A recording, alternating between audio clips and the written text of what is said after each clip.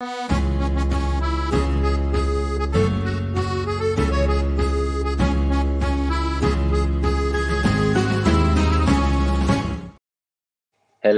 and welcome to Net That Haul. We're back in the new year for the Gameweek 21 Matchups show.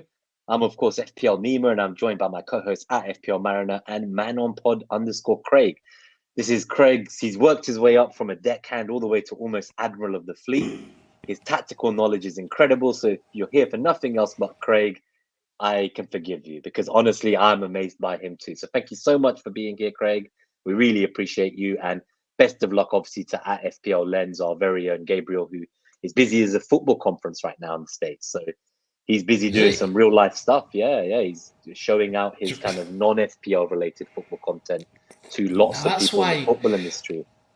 That's why he wanted the trophy. Yeah. So that was the original plan. I was going to ship him the trophy. He was going to show it at the conference on the stand, like, look, we won something, and then ship it back. Turned out it was cheaper just to get a trophy for him, a trophy for you, and just make sure we all three of us have an identical trophy. Instead of shipping it between our different countries every few months, I thought, why don't we all just get one? So yeah, thank you to the organizers of the FCAs for giving out those trophies. But yeah, it's Wednesday night, 10th of Jan. Deadline's been moved to Friday instead of Saturday. Any kind of chance of a City leak has nosedived. I'm now looking for a Burnley leak to find out if Charlie Taylor starts. So that's, that's an incredible game week, as you can see. But yeah, evening, quick shout out to a couple of people in the chat, and then we'll go. We don't have a philosophy today, so I think we have time to shout out anyone who's here live briefly before we go straight to the matchups. So Ballroom Jam, good to see you. Thank you for tuning in live. Elron Cupboard. Oh, someone's got echo. Happy New Year. Colm, I'm glad it's a Friday deadline. It gives me less time to take a minus 8. Blue Danube Joe, good evening all. Claire FPL, evening gang. IBK Max, good to see you, buddy. Finally, FPL teacher, I don't know why I'm up at 2 a.m., but I am a fan nonetheless. Big love to you, teacher. Thank you so much. Oh, IBK, yes, you've been waiting all afternoon, have you? Or have you been waiting the entire break since the last show in December? What's up, Podners? Good to see you, buddy. Thank you for tuning in. Chris as well, Woodstock, thank you. FPL Fellas here as well. He misses Craig. He's here especially just to see Craig. And yeah, evening, everyone. We'll continue starring your questions as the show goes on, and we'll answer your questions as always. 1FDE, good to see you, buddy. Evening, Sachin as well. Thank you, everyone. But I think today we're going to go like right into it. So 2 minutes 48. We're going straight into the summary of the matchups, actually. So I just put these up on screen. We obviously start on Friday night with Burnley Luton, as we said. Obviously, with Gabe not here today, we're not going to have the same slides as normal. So we're going to just actually have the raw FDR data, and Chris is going to flick between the fixture and the FDR data with some more tactical analysis kind of, I guess, overlaid on top by Craig. And, we're just going to try and figure out what we're going to do, because I don't remember a game week like this. Do you? One where, like the deadline's Friday and like some of your players might not play till like 10, 11 days after deadline. I don't personally remember playing a game week like this. Do either of you guys? I think it's happened before. I think it's happened before, but I mean, obviously with everything which has gone on in the last few years, I can't remember anything. But I'm sure I've faced something like this before. But I think we were saying off screen before we started was that once we get to the second half of these fixtures, we're sort of like in the lap of the gods, really, aren't we, Craig? We've no idea what's going on. We can only talk about what we know. Well, it's really exciting, right? I think this is an amazing game week. Not an obvious captain. Obviously, the two popular captains are both international duty. Another one, we're not sure if he's playing, and he's got a hard game even if he does play. So lots of captain variety. Lots of issues around will he, won't he play? As you say, delays between the game week deadline and when the fixture's actually played. So lots that could go wrong this week. This is the sort of jeopardy we live for, right? A big gain on a differential captain or something. Everyone that's moaning the game's too template this year, you can't ask for a better game week than this one. Yeah, no, I think that's totally fair. So I love chaos, and I'm quite what's the word, like a glutton for punishment. People were saying how all the captaincy options are falling like flies, and like they don't even have players, let alone captains. And yesterday I was like, what if Palmer gets injured in the match? They were like, why are you even speaking this into existence? I was like, I don't know, it damages my team, but I think it's kind of jokes if the whole game is destroyed and if people are flying out wildcards to fix their early transfers from 2 weeks ago and people are -12. That's what I want to see, Craig. I will field 10 people before I wildcard. That's all I'm going to put out there. That's my 2 cents on this game week. I think there's not enough information. I know Craig is going to be wildcarding going into game week 2. He seems quite committed. So it does feel like this is kind of like a punt territory game with a differential. So I'd be keen to hear what your move is, or you may have already done it, as we alluded to. A lot of people are making early transfers. I did do it, but I did it this week, so I've not been impacted by injuries because of it. So my transfer is still legit. It's still all right, but okay. I have made it. And have you kept hold of Trent? Did you have Trent? I've never had Trent. Okay, so that news hasn't hurt you at all. No, I'm loving it. Not impacted by anything. You're loving it for sure. Hopefully we'll have more info as well, obviously, about the double game weeks and blank game weeks as soon as we get there, because of I think before the game week 22 deadline it is, in fact. That's when that's when we're going to know more info after these cup games. Both legs have been played essentially. So we know that Chelsea lost yesterday 1-0 at Borough, but I have a feeling they're going to pace Borough when they go back to Stamford Bridge, so not too concerned about that. Liverpool game tonight will be interesting. Obviously, if Liverpool and Chelsea don't both go through, it does change their landscape a bit in 25 and 26. So one to keep an eye out on, and hopefully you have all the info you need for your wildcard, Greg. Wishing you a massive green arrow on that wildcard. But yeah, so why don't we go to the first game? So I don't think we've ever got to a matchup 6 minutes 30 in, but it's a new record. So, new year, new Net That Haul. 6 minutes 30, we're going to talk about Burnley-Luton. I don't know how much we're going to talk about Burnley-Luton, but it's worth talking about nonetheless. Yes. You want to go? Should we have a go at it? FPL? Yeah, why don't you run us through let's have a go at it. Well, I don't think I've ever seen Burnley so positive. 3.5 attack, 1.7 defence, 4.7 chances on the right, 11.9 shots in the box. That's third best for the week. 3.3 headers. That's equal third for the week. Luton, wow, terrible. Traffic lights. Anyone got any Burnley assets we need to talk about, Craig? Because I don't think there's an awful lot else to talk about. Are you going to have a punt on a Burnley asset before your wildcard? That is the question. No, afraid not. I have got Charlie Taylor like Nemo. He's currently on my bench at the moment. Temptation to play him though, isn't there, this week? If you depends what other so that's what concerns me, because I've got Trent, and I'd be happy to roll a transfer with Taylor coming in for Trent. But I was speaking to Steve-O, who's a Burnley man, yesterday on Juice, and he says that like all the Burnley guys are saying that like the people who missed out with injury or were injured in the last game, Friday will be too soon for them, is the general consensus.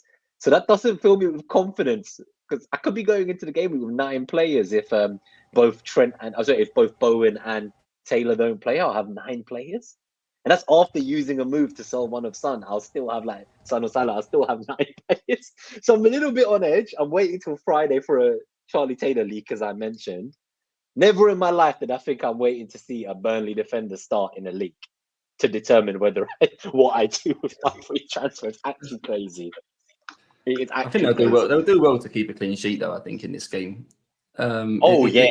Like I'll be happy with 2 points, mate. At this stage, I just want an extra man. It's the ultimate clash of styles sort of game, isn't it? One team that wants to pass and move the ball and play on the floor, and another team that's very direct and wants to get the ball forward and be an aerial sort of threat. What's your thoughts on so there's the Burnley player, is it Wilson Odebear or Odebear? I don't know how you say his name, but I've seen a few people bring him in as a punt. Yeah, Odebear. A few people have brought him in. Do you have any thoughts on him? I don't know if you've watched much of him, just like more tactically speaking. He's just a fairly tricky wide player, I think. Not quite as mobile as what Kolioshi, however you pronounce that guy's name, was. He's obviously small, diminutive sort of wide player. Between us, we'll get them. That one's Koliosho. So I've got one of them, you've got the other one. Together, we can get it right. That's what you get when the team signs all these sort of 19-year-olds you've never heard of, right? At least Mike Tressor's got a name you can pronounce compared to some of the other ones. But they're just, fairly skillful wide players that have capability to do stuff in moments, I guess. And I'm sure over time he'll develop into a fairly useful Premier League standard footballer. But this game, will Burnley be able to play through the Luton back three, and will Luton be physical and direct enough to cause a problem to Burnley and 5'8" James Trafford or whatever big he is? Because I think they'll just dump a load of balls on the goalkeeper. I think Luton be a threat from set pieces. I never really feel like Burnley centre-backs are particularly great at defending sort of longer balls and set pieces and things like that as well. So I think they'll have a chance here, Luton, to score from an aerial play. A bit like Everton. I guess Luton defenders as well. So I know you said you don't believe Burnley would keep the clean sheet. Is there a world in which we see that Luton clean sheet if someone had a Luton defender on their bench as cover? Oh, I'd play Alfie Doughty this week if I had him. Lots of people have been talking about him, haven't they? I know FPL my blood will boil if he gets another assist. Anyone can return bar him. Like, I love Andy, but like I know that like if Doughty does well, that propaganda for the next 2 weeks, I won't be able to survive it. I just won't be able to survive it. It's a guaranteed 6 tweets, isn't it, on Friday night if he does something, isn't it? Exactly that. Oh gosh, I think it's a sort of game though where his set pieces could be a big difference in this. So I wouldn't be surprised if he got an assist in this game. So we have Teacher asking a question here on Burnley, then we'll move on. So he says try picking a winger from Burnley between Tressel, Odebear, Larson, and Goodmanson. Yeah, see, that alone puts me off buying any of them. I do like Lyle Foster. If I needed a forward, it's lovely to see him back. I know he spoke openly about some mental health issues earlier in the season. He's back in the team. He's firing already. I do think he is the best part of that attack. And in the earlier parts of the season, I really enjoyed watching Lyle Foster. So just a quick thought for him, but maybe for your draft team, I wouldn't be buying. He went off injured, didn't he, in the FA Cup? Did he as well? Oh, so he's part of the group with Taylor that we're told won't be back by Friday. Yeah, I think he played 45 minutes and went off. So I'm not sure, again, what his current fitness is, but he's doubtful. Is probably a fair assessment of him. You know what? If he doesn't play, they may play Larson further forward. Typically, he plays sort of off the right, in like more of a 4-4-2, 4-4-1-1. But it's possible he could be moved into like a support striker type role with Amdouni. So if it was a 1 week punt, I don't know if we'll get a leak, as you say, about what the lineup will be for Burnley. But keep an eye on who's in the team for Burnley, and then you might be able to work out where he's going to play within that system, because they say he may be sort of out of position in this game. So I'm thinking because the FDR suggested it was one of the better matchups of the week. Absolutely. And if you weren't looking for a 1 week punt before Wildcard, imagine the hero you would be when you show your Larson captaincy on Twitter with 20-point return. Just imagine you look a prophet. Do you mean like me with my Phil Foden captaincy, which was brilliant for 48 hours? Oh yeah, and then Salah came until Mo Salah did what he did. But yeah, I actually don't dislike it at all. I think if you are wildcarding next week, why not? Why not have a punt on Burnley? I mean, we'll reassess this at the end of the matchups. There might be better matchups. As we said, it wasn't the top one, but it is in the top 3. Yeah. And just to be fair, I'm gonna back my boy Ash because I'm now a Hatter. He managed to get Bakar to become a Hatter, so I'm a Hatter as well. He says the mighty Hatters will win. Big 3 points and a 6-pointer. Doughty is the guy. No cleans, but attacking threat is mad. So shout out to Ash as well. Had an amazing show yesterday. Thank you so much for inviting us in. And he also says shout out to you, Craig. Team South all the way, rude boy. So good to see you, Ash. Yeah, rude boy. Good to see you, Craig. Right. Cool. I think let's go to the next matchup. So this one, we're both trying to drive. It's all right, there we go. Newcastle, Manchester City. So this one's Chelsea, Fulham. I just realised. No. We're going down. We're going down the left side, mate, aren't we? Or is it the right? No. Chelsea, Fulham is the 12:30 game on Saturday. Hang on a minute, then. Just wait. I've got to. You can't cover a game on the 21st of January before the 13th of January. I've gone the wrong way. Look at me. I'm half asleep. It's late at night here in Dubai. Craig, the time zone for this is saying Chelsea Fulham is 4:30 p.m. Burnley Luton is 11:45 p.m. Because it's done from Dubai, right? This is the problem. As well. When me and Chris did one together, just us two all the time.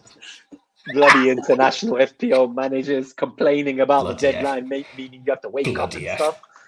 No, we love our international guys. Right, let's have a look. Amazing. 7. That is the best matchup of the week, right? 7. Yes, by a mile. By a million miles. Chelsea +7. Fulham against defence +2. Chelsea central zone 4.6 lights up like a Christmas tree.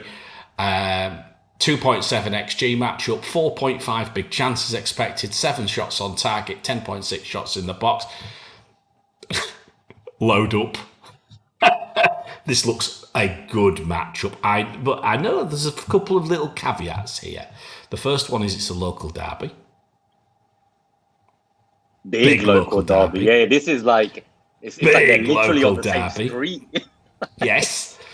Big local derby. And the second one, it's Chelsea. They didn't look and I still don't exactly. I can't exactly work them out.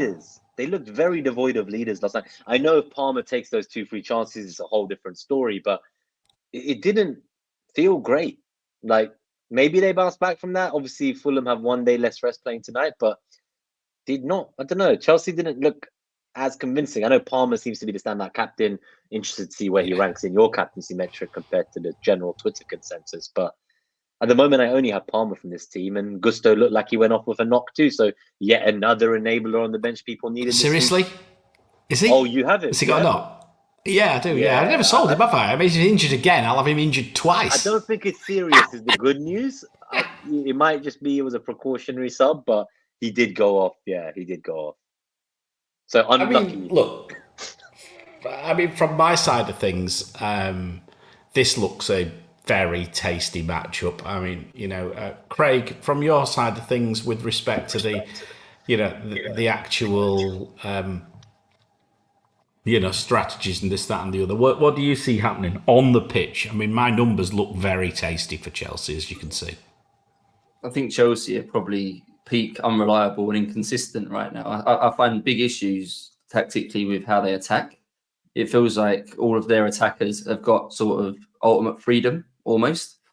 And in some ways that's good. Obviously they can move around the pitch and wander into areas where they feel like they can have an impact. But it also has issues around structure. So imagine someone's in sort of the left half space and wants to progress the ball. If everyone's made similar runs or dynamically moved into similar areas, then maybe there's a limited pass option for the player with the ball. The better teams tend to have players that stick fairly rigidly to zones, I would say. And not that you want football to be paint by numbers in that way, but I think it's nice to have zones covered so passing lanes are open and things like that. And with Chelsea right now, because they're given so much freedom to move around, it means quite often that there's limited passing options or the attack breaks down because they can't sustain any pressure because everyone's basically everywhere. That's my assessment of Chelsea. In some games, that'll work to their advantage, and in some games, it'll all sort of click together and it'll go very well for them. In other games, they just get a bit limited, I think, with what they can do, and you get a performance like the one against Middlesbrough, where it looks a little bit disjointed, they look a bit devoid of ideas, and you can't quite put your finger on what's gone wrong. I'm not desperate to get more Chelsea in yet. I think it's a managerial problem, to be honest. I think it's something to do with Pochettino that may not improve with him unless he sort of adapts the way he wants to play. Managers can be a bit sort of single-minded like that, can't they? And find it quite hard sometimes to notice where they need to change. I think Ten Hag's probably got similar issues at the moment for Man United. He wants to play one way that's not working, and he's got to persevere with it. So I've got no issue with Palmer as a captain or a vice captain, particularly knowing that he plays 1 day after the deadline. I wouldn't. Some people will look at him and think I can't captain a 5 million midfielder, but if it looks like he's the best option, you should do it, right? In this sort of game week. And maybe he plays a bit deeper in this game. He played as basically a false 9, didn't he, against Middlesbrough? I think a striker will come back in for this game and he'll be back in one of the midfield roles, which may actually help him when he's a bit more on the ball, a bit more creative maybe. So yeah, I'd like him as a pick this week, but I wouldn't be sort of falling over myself to get any more Chelsea. And I think Gusto will be all right, Chris, as well, by the way. I think there was a comment after that said that he wasn't seriously injured. That's what about Nkunku? What about Nkunku? Is he? Are we getting close to giving him? I think that he's out again. No, as in he got re-injured for a few weeks. Oh God! It should be very minor. Broja's playing, isn't he? I think it seems to be the consensus that he'll play this game. Yeah, Broja should be playing up top, I think. It's different. I mean, look, everyone's dropping like flies. They are, aren't they? I mean, look, from my side of things, I think, I have absolutely no worries captaining Palmer this week. I think he'll be my captain. And I'm just going to look at that fixture difficulty. I can't resist it. And it doesn't matter what else happens. What happened, we're not going to talk about, we'll talk about the captaincy metric later. I'll show you that later. But, whatever the captaincy metric said this week, just on the basis of those matchups, that's good enough for me. He's put his captain. I guess I just want to add one thing, and we'll go to the next matchup. Is the tangibles all point to Chelsea pasting Fulham, but the intangibles like the manager and kind of persisting with this process and the lack of what looks like leaders in the team and a very youthful team where I know Thiago Silva's a great leader, but generally like it feels that when their heads are down in matches and it's not going their way, no one's really there to pick them up in general as a team. It just feels like individuals to me rather than a team personally. Like maybe I'm way off wide of the mark, but therefore, based on those intangibles, I would not be shocked if there was a world in which this was a much tighter game than it looks like on paper. And with all the data from the last 6 weeks for both teams, I think let's see how Fulham do tonight. But if Fulham manage to do well tonight, that might mean that might give them that extra energy or drive to bounce on from the good result tonight and also get something against Chelsea. And Chelsea have been very yo-yo this season, is my thoughts. This sounds like a really stupid comment, but I think Chelsea are guilty of this, that they almost attack with too many players. You feel like the more players you can get forwards of benefit to scoring goals. But in some ways, I say people just take each other's space when you get too many people sort of trying to get into the box together. When someone's looking to square the ball or cut it back, there's 2 or 3 players sort of in each other's way. And Chelsea play a bit like that to me. They get like 6 or 7 bodies around the box when they're attacking. And I think it's sort of at their detriment in some cases. So we'll see tomorrow. But that's generally their issue. I think that, the structure's a bit wrong. Fair. I think before we get to the third matchup, I do want to very quickly timestamp this for the podcast viewers. 21 minutes 40 is actually just the matchup summary. So it shows you the attacking FDR, the defensive FDR, the zonals, and all the specific matchups, including shots in the box and headed matchups, shots on target, etc. I won't talk through this now. We might recap it at the end, but we're going to go through each of these individuals in the individual matchups anyway. But at the end, we might recap the top 3 for attack and defense again. But I just wanted to put this up before we go to the third matchup to remind everyone, if you come to 22 minutes in, you can see the matchup summary itself. But otherwise, the next game is another big game for a potential captaincy debate, Chris. So we have Newcastle versus Man City on the Saturday as well. There's a lot of new Phil Foden owners. You obviously brought him in last week and captained him. What does the data say about this? I feel like it's a very cagey game, like a 2-1 to City, 1-0 to City. I do not see a pacing. I think Newcastle will have had rest, and I think they'll feel recuperated personally. But tell me why I'm wrong. I don't think I actually see it maybe the other way around. Could Newcastle actually turn them over this week, actually? I think there's a possibility they could. They've got a decent fixture difficulty at 3.5 against Manchester City 1.6. So it's suggesting goals, but not necessarily that many. Newcastle's right lights up 3.8. XG matchup 2.1 against 1.5. Newcastle against City as well. So, it does follow this. Everything is following in a sort of like pattern that Newcastle at home are very, very good. Now, Newcastle have been really riddled with injuries, haven't they? Really riddled for some time. They've been absolutely dead on the feet. But like you said, Neem, they've had some rest now. Isak seems to be coming back into form. Wilson's injured again. But, the sun rises in the east, doesn't it? So that's normal. I wouldn't be... I think I might... I was actually looking at my own team earlier on trying to figure out what to do with players like Gordon and people like that. But looking at this, you probably play him. You'd probably play him on the basis of this, actually. Newcastle at home. They need a result, Craig. What's your perspective on all this? Still no Haaland, obviously. Could be interesting. It depends completely at the moment on what Newcastle you think is going to turn up, because Newcastle were good at home before they played Nottingham Forest and then were an absolute shambles, weren't they? Let 3 in against them. Up until then, I would have agreed with you. The amount of XG they've conceded against Forest and against Liverpool is massively worrying here. Fair enough, they've got players back. Fair enough, you feel like if the players have got a reason to sort of get up for a game, then this will be one in front of their own fans, first home game of the year, all those sorts of factors that come into it. So I think Newcastle will be more like old Newcastle, but I think City do have the players that maybe can maximise sort of Newcastle's limitations right now. I think Foden playing as a 10, I think is very good for them.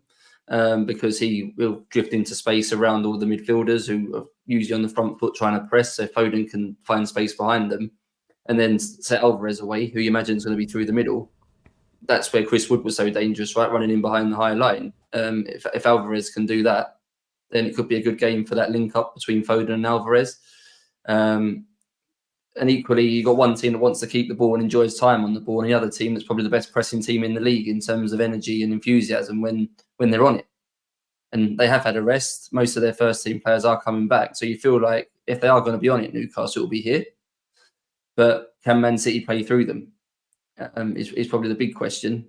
I think they probably will win, Man City. I'm not expecting sort of XGs of like 5 and 6 like we got from Liverpool against Newcastle, but something like 2-1, I think, to Man City is viable in this game. I got Foden in, by the way. That was my transfer. Not so much though for this game, but more because of all the midfielders that looked like they were going to have a price change. He was the one that I was keenest on sort of longer term. So I could have picked the 1 week punt, but then would have had to sell him again, then paid 0.2 extra for Foden when I probably wanted him on my wild card next week. So I thought I'll just get him in now. I feel like there's enough in this game that he could do something, but he's more in place for the future. But what are your thoughts on Alvarez as well? Because Teacher asks, there's been a lot of talk obviously about Foden, but he'd love to just get any thoughts you have on Alvarez for the matchup specifically. If you have any thoughts, that is. No worries if you don't, obviously. Yeah, his best attribute, we haven't seen it a lot from him so far, mainly because of the role he's played when he's been in the team with Haaland. I think his best attribute is sort of front foot pressing and running in behind.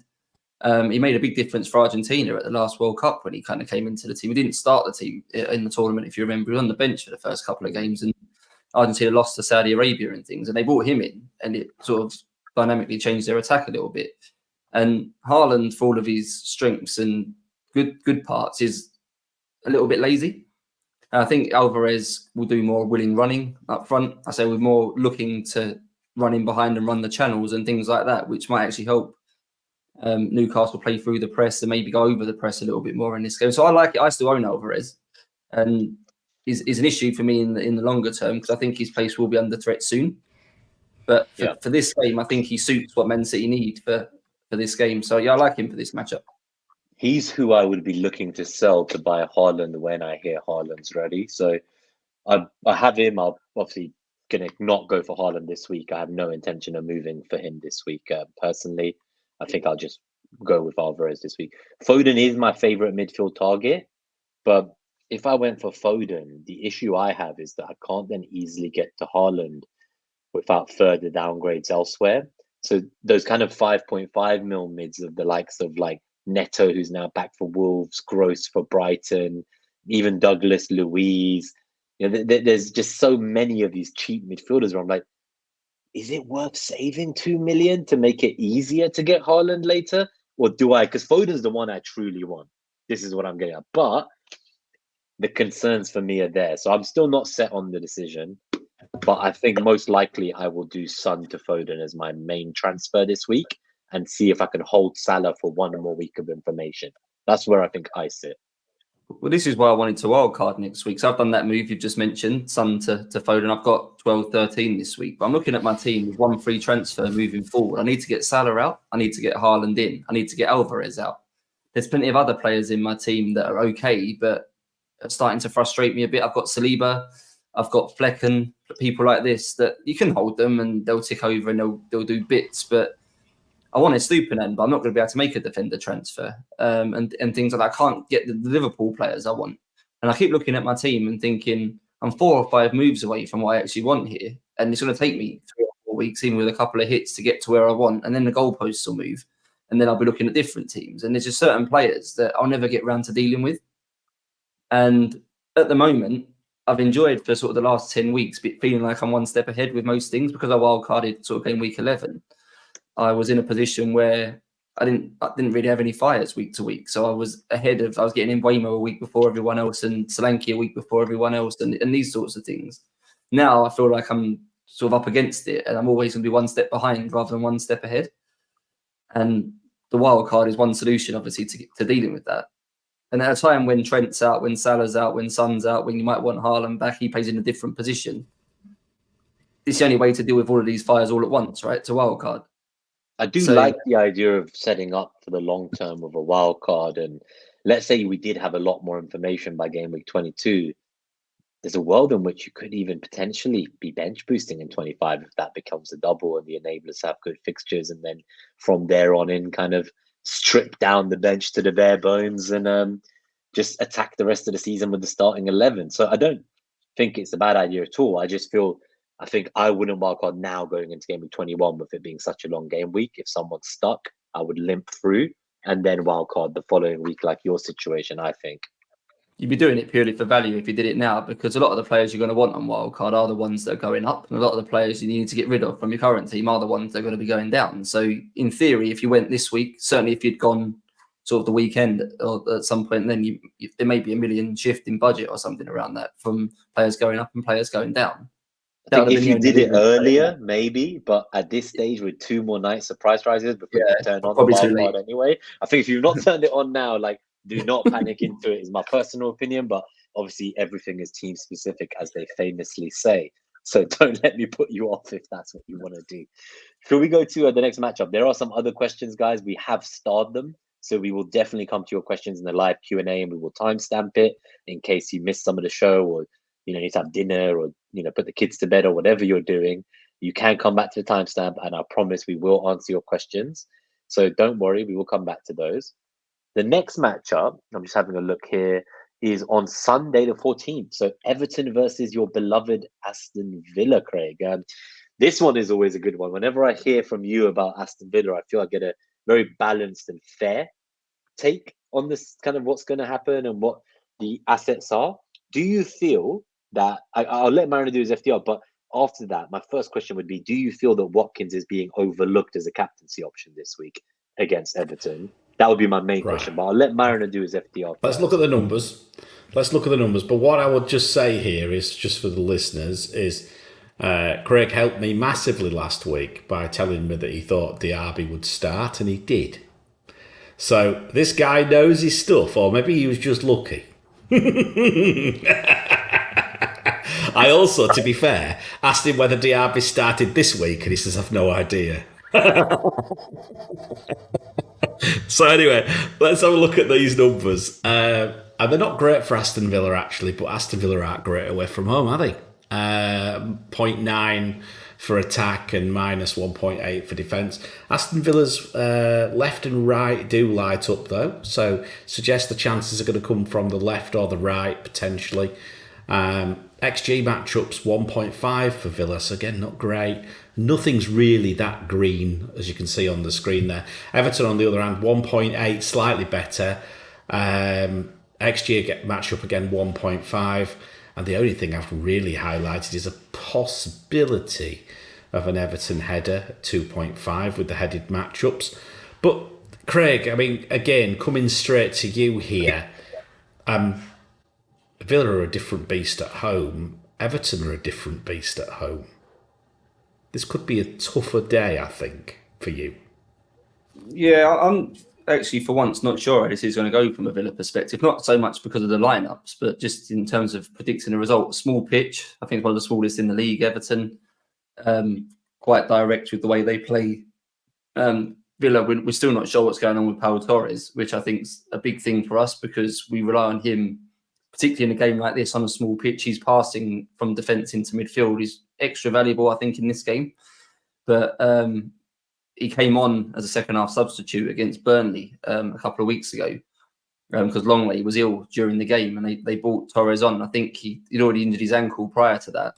Torres came on, and then at the end of the game, I think he had some more bad feeling in his ankle. So he was rested for the FA Cup game against Middlesbrough.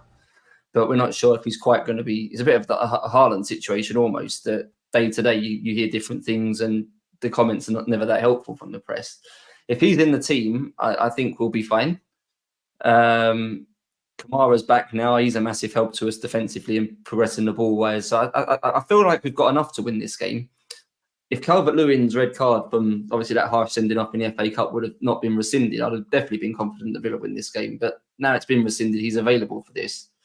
And he's massively valuable for Everton in terms of giving them a sort of a target man and a route up the pitch almost. I think it will be low scoring, is my gut feeling. I don't feel like there's lots of goals in this. I think Watkins is a safe-ish captain if you want to captain someone in those earlier block of games because you don't want to run the risk of waiting to week 2. But yeah, I feel like the way Everton defend quite deep, they're not going to give him much space in behind. The centre-backs are quite physical in the way they play. I don't think he'll necessarily bully the likes of Tarkowski and stuff, Watkins.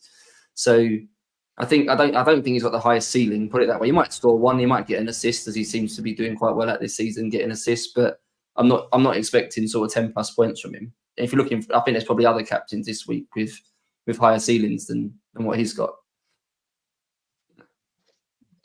Yeah, no, I think agree. that's totally fair. It's actually, yeah, I think for me as well, like one of the things, if someone had like Bramthwaite, I guess, as like a fodder, is he also injured alongside all these other injured fodders, or is he a viable starter this week? I haven't kept up with whether he's injured or not, but I just assume naturally, like every other player, he is, but probably he's fine, right? I'll have a quick look if he's flagged, but I don't think he's got any issues, right? Well, I've got Alex Moreno in this game. I'm going to play him. So I brought him in as my defender last week. So at the moment, I've got double Arsenal defence at home to Palace. I've got Moreno playing Everton away, and I've got Pedro Porro playing Man United away. I've got to bench one of those 4. Now, the logical thing is play the 2 attacking fullbacks, even though their clean sheet chances are obviously lower. Because as I said about Arsenal defenders, it feels like it's 2 or 6 for them.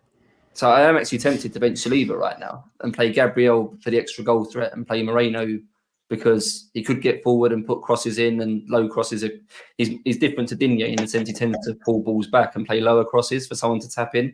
I'm still waiting for him and Jacob Ramsey to link up better because that's been a bit slow since they've both come back from injury, but I think it's coming.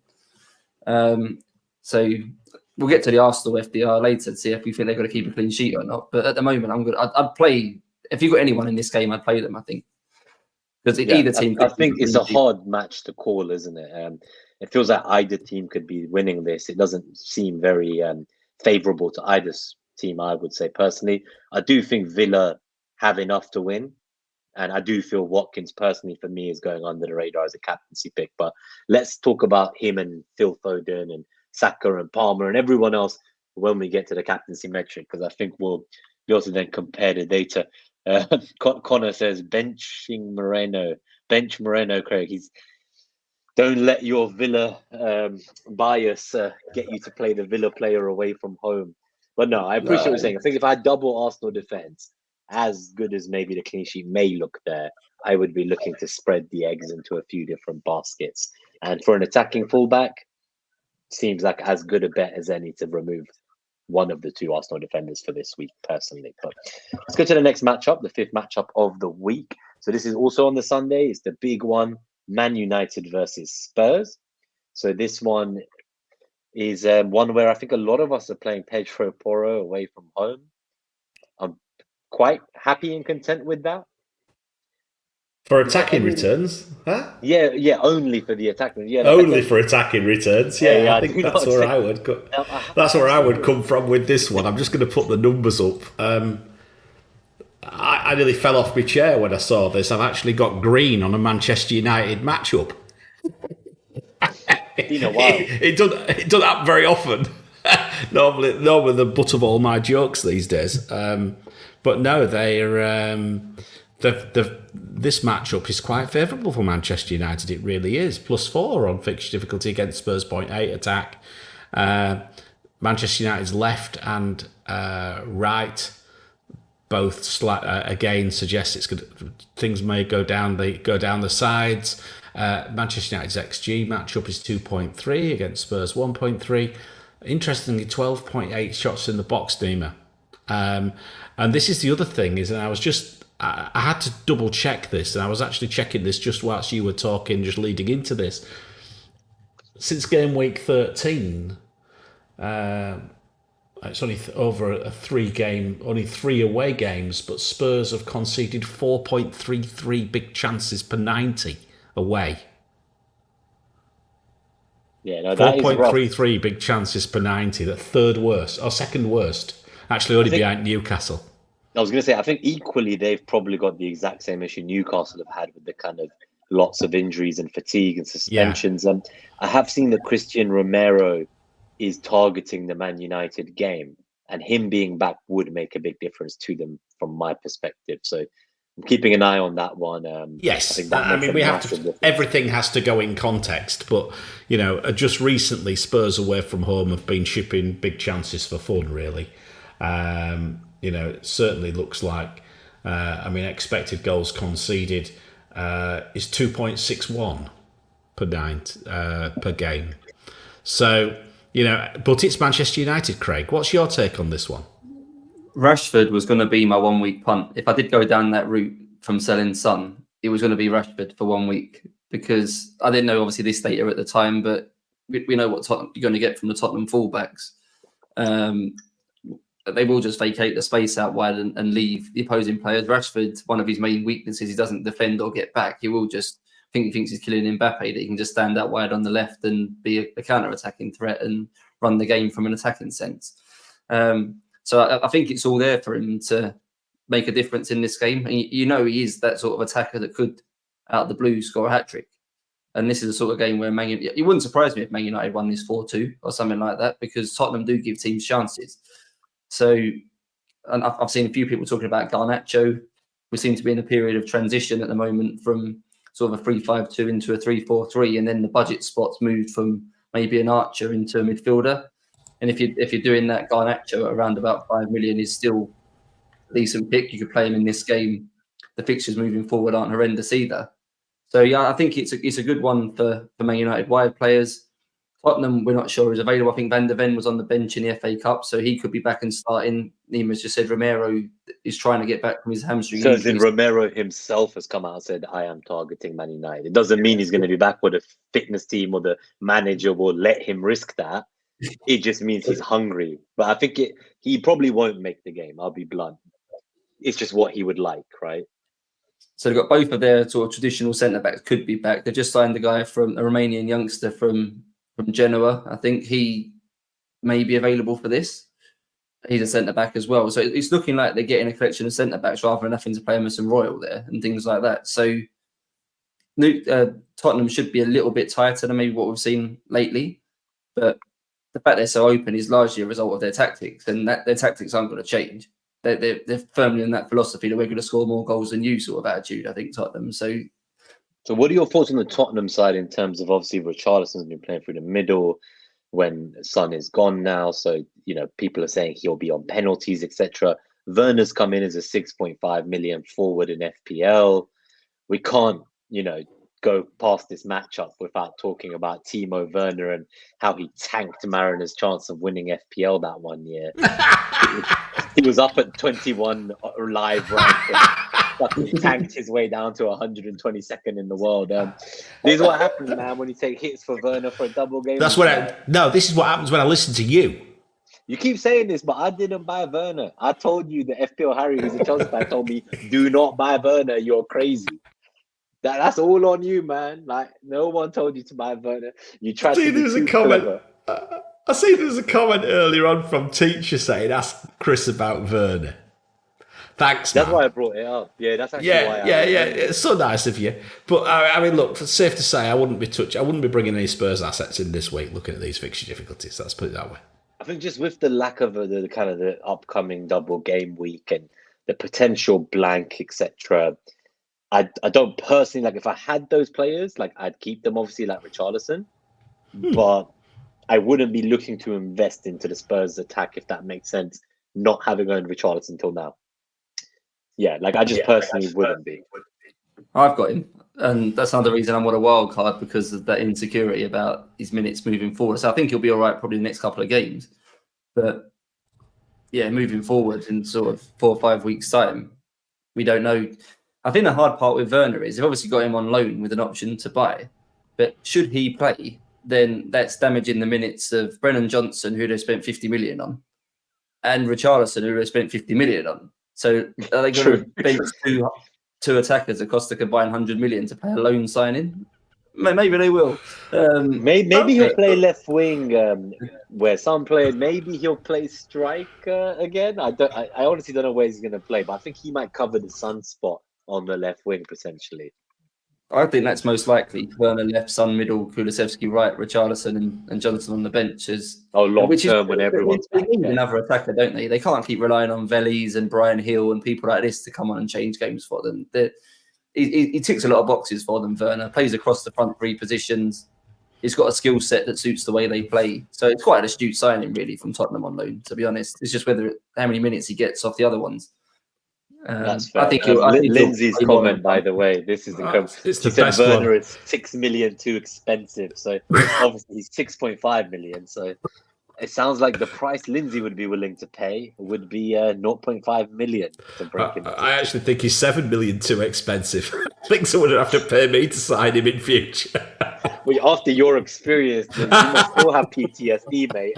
I'll pay for your therapy next time I see you. But yeah, before we keep going, I think he is one of those. You have to give him the benefit that maybe the way Chelsea played didn't completely play to his strengths. I think the way Tottenham will play to his strengths. Doesn't obviously mean he's going to get returns or be any more reliable, but players do suit certain formations, certain systems, certain tactics. I think he has found a team now that suits is geared up to get the best out of him.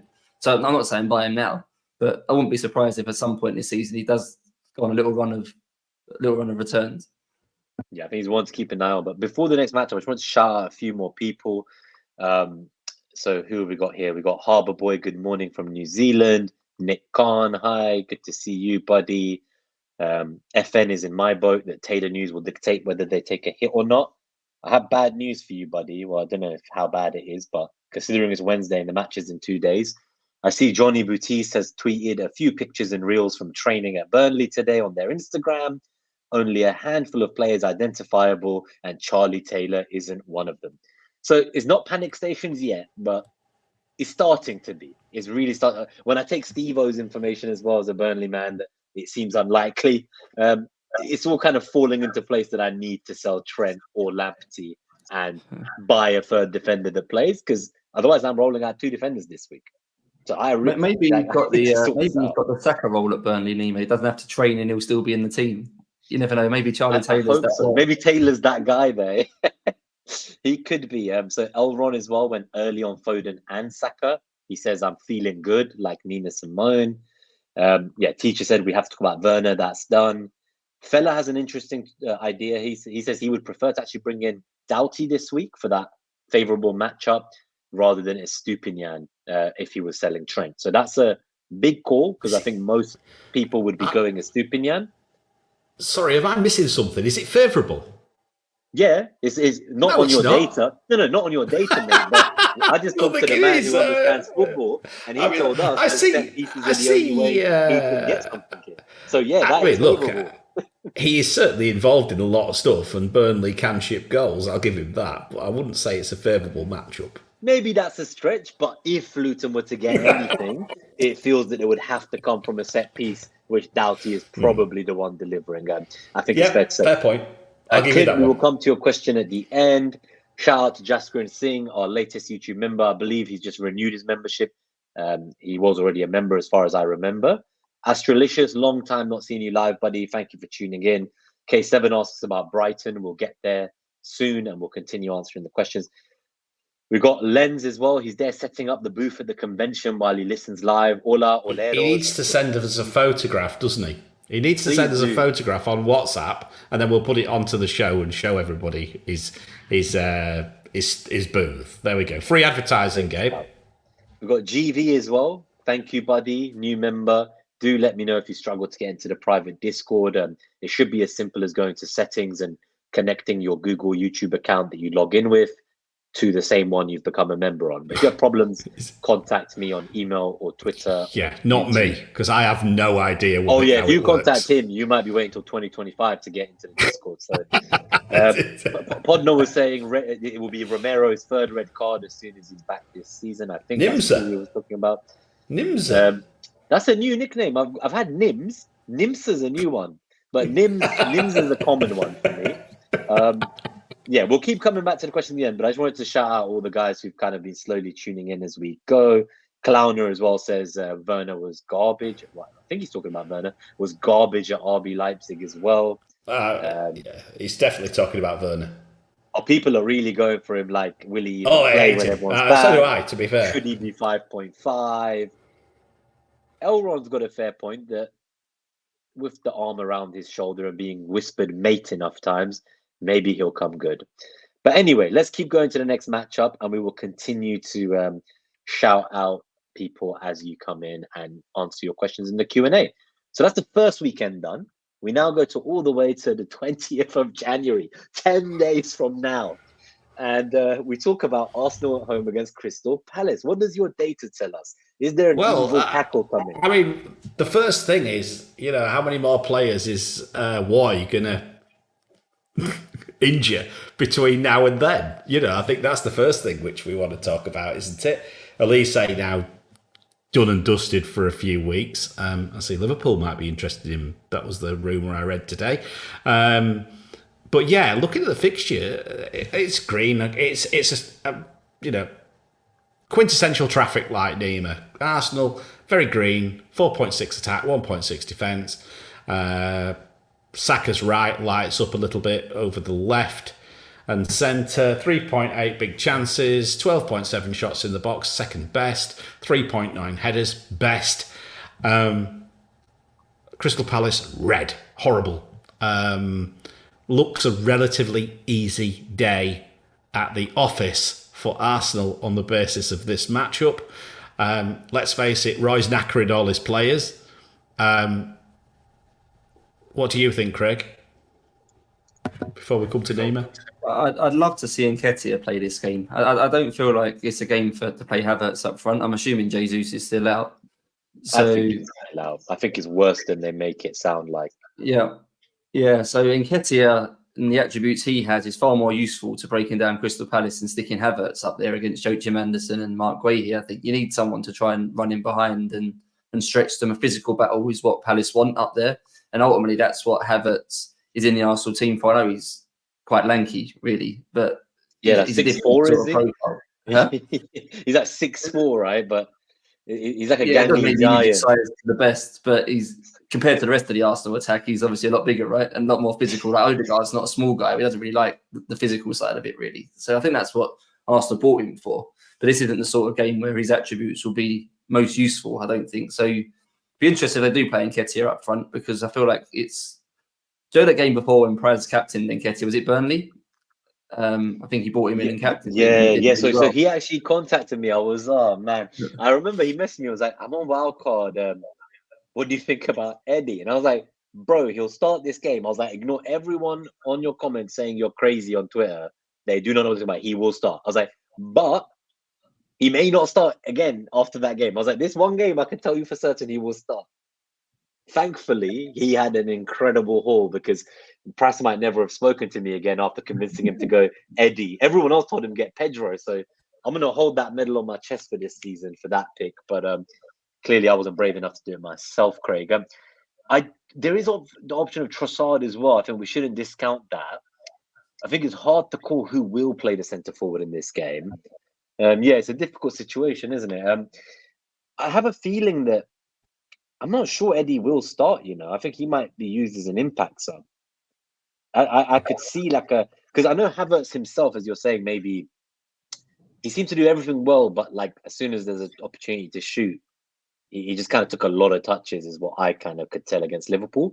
But when you look at it, he only played as a starter striker in the Community Shield against City and again against Liverpool in the Cup. So he's not actually ever really been used there for us, like as a starting position.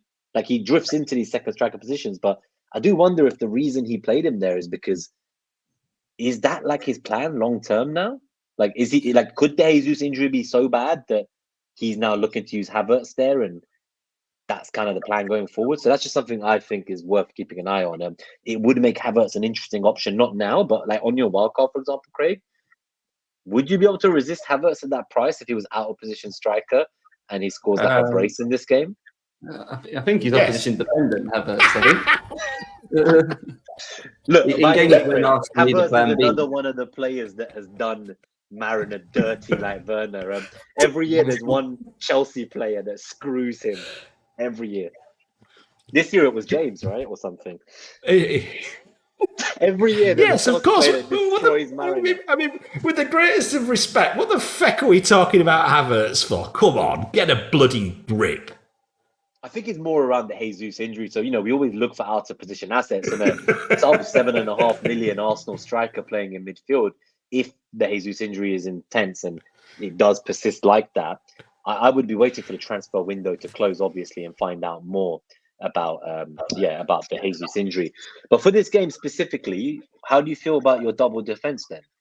Does this still lead to you wanting to kind of bench one of them? Not especially, because I don't know how much Palace have got going forward, and they've lost with no Elise. Obviously, Zaha a long time ago now gone. They don't really have those dynamic 1v1 players that make a difference. The likes of Mateta, Schlupp, all these sorts of players, I don't think offer great amounts going forward. So it feels like if Arsenal are going to keep a clean sheet, this feels like one of the higher percentage games it will happen. So I think I do want to play both of them, but can I turn down the appeal of Porro or Moreno with their attacking returns? Maybe I bench Porro, but yeah.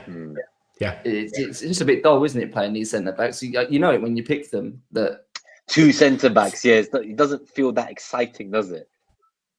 There's not many clean sheets in the game, but if there's a chance of a clean sheet right now, it's probably against Crystal Palace, in my opinion. That's how I feel, anyway.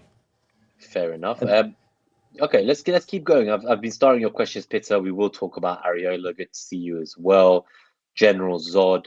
Palace have Everton away in the cup beforehand, so that's a very good point as well. Palace will have to play another game while the Arsenal squad is in Dubai for a week. Warm weather training camp, basically like a pre-season. Yeah. Please go and find some photos and tell me if Jesus is there. Wow, so Cristiano Ronaldo's here. Erling Haaland's here. Cristiano Ronaldo's here. We've seen that they've both been spotted.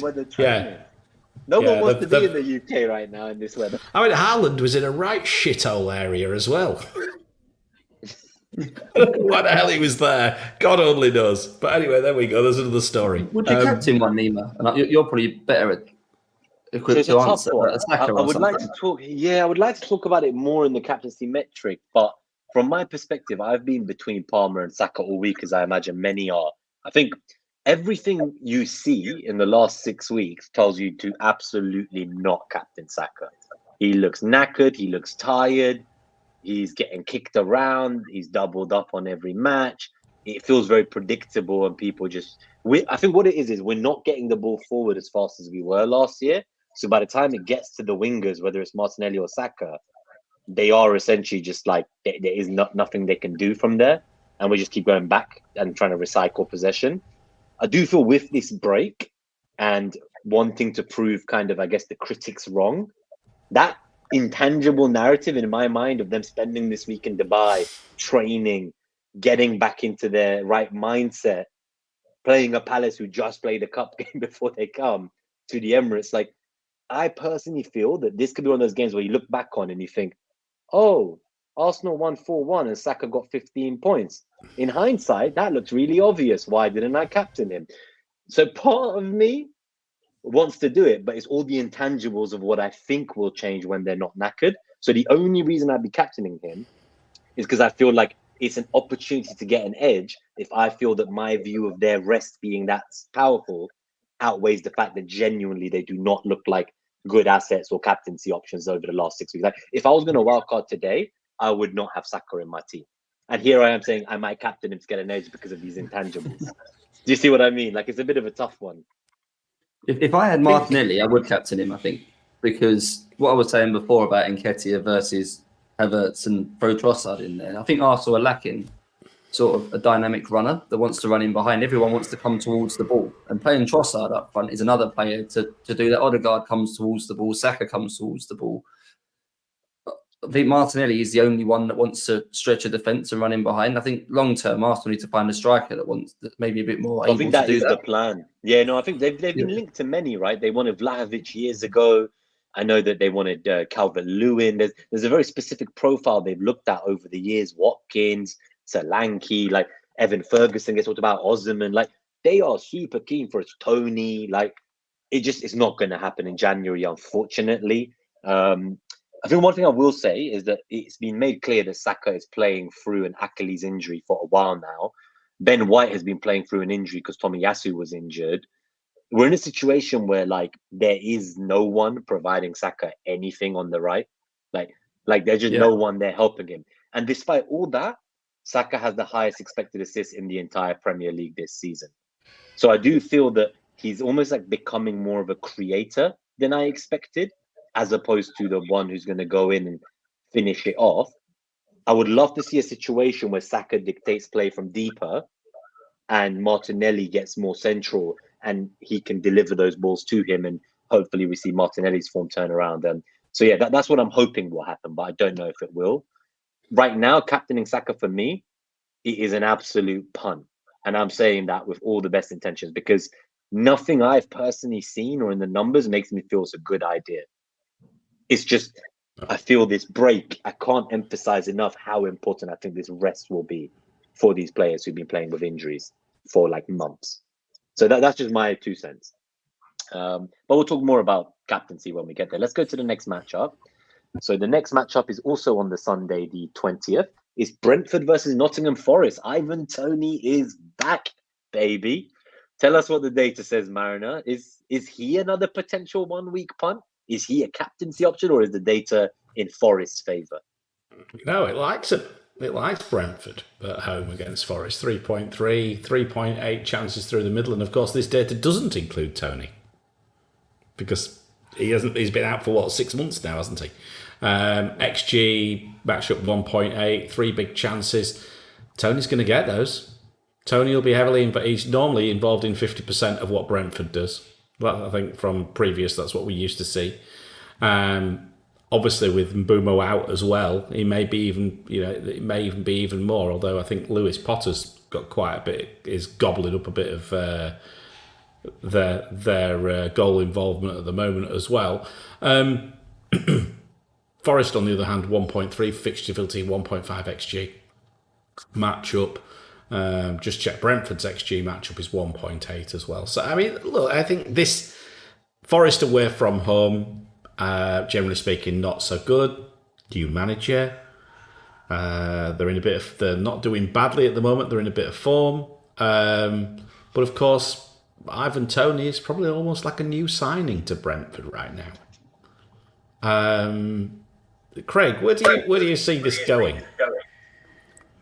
If I activated my wild card this week, he would have been up front and he would have been my captain this week, Ivan Toney. I feel like in a week where there's a lot of punts in terms of, you kind of know what you're going to get with him. And by all accounts, he's been training for about 2-3 months anyway. I know he's been unable to play goals and assists in behind closed doors friendlies, games against under 23s and things like that. So I don't think he'll struggle for match fitness or any of those sorts of things. And Brentford are just such a different beast with him in the team that they've obviously been in a bit of a free fall lately. So trusting them to do anything at the moment is dangerous. But I don't think you can overemphasize just how valuable he is to the way they play. They've lacked a presence, a target man, someone to get them up the pitch. He's basically their Harry Kane, right? He's got a very similar sort of skill set to Harry Kane, but without Brentford don't have the backups to what Tottenham had to play around with not having Harry Kane.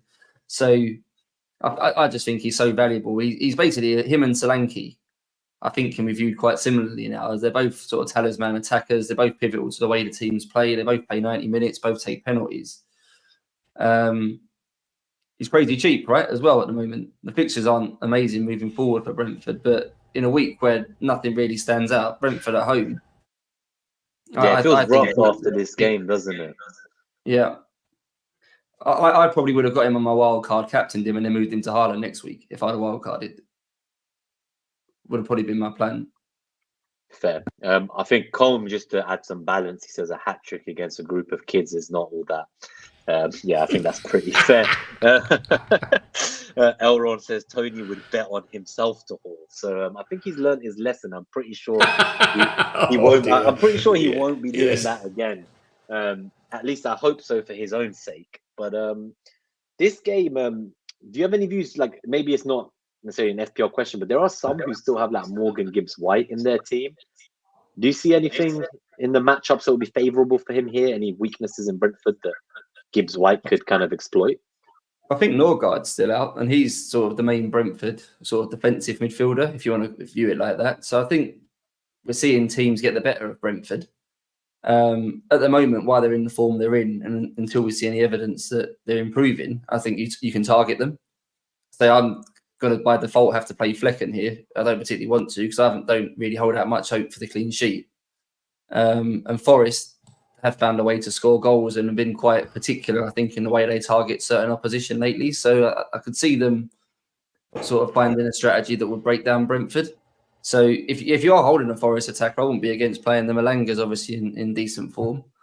And things like that. He's the other option, I think, for the budget spot right now. If you're going to transition, he's looking very good. Yeah, I think at the price point, Garnacho still appeals to me so much. But if I was going to go sub 5 million, I feel that's where I would go. But no, I don't mind it. FPL Teacher just says that the numbers that Chris shared, they kind of scream of a 1-1 score to play out. I guess we'll see how that goes.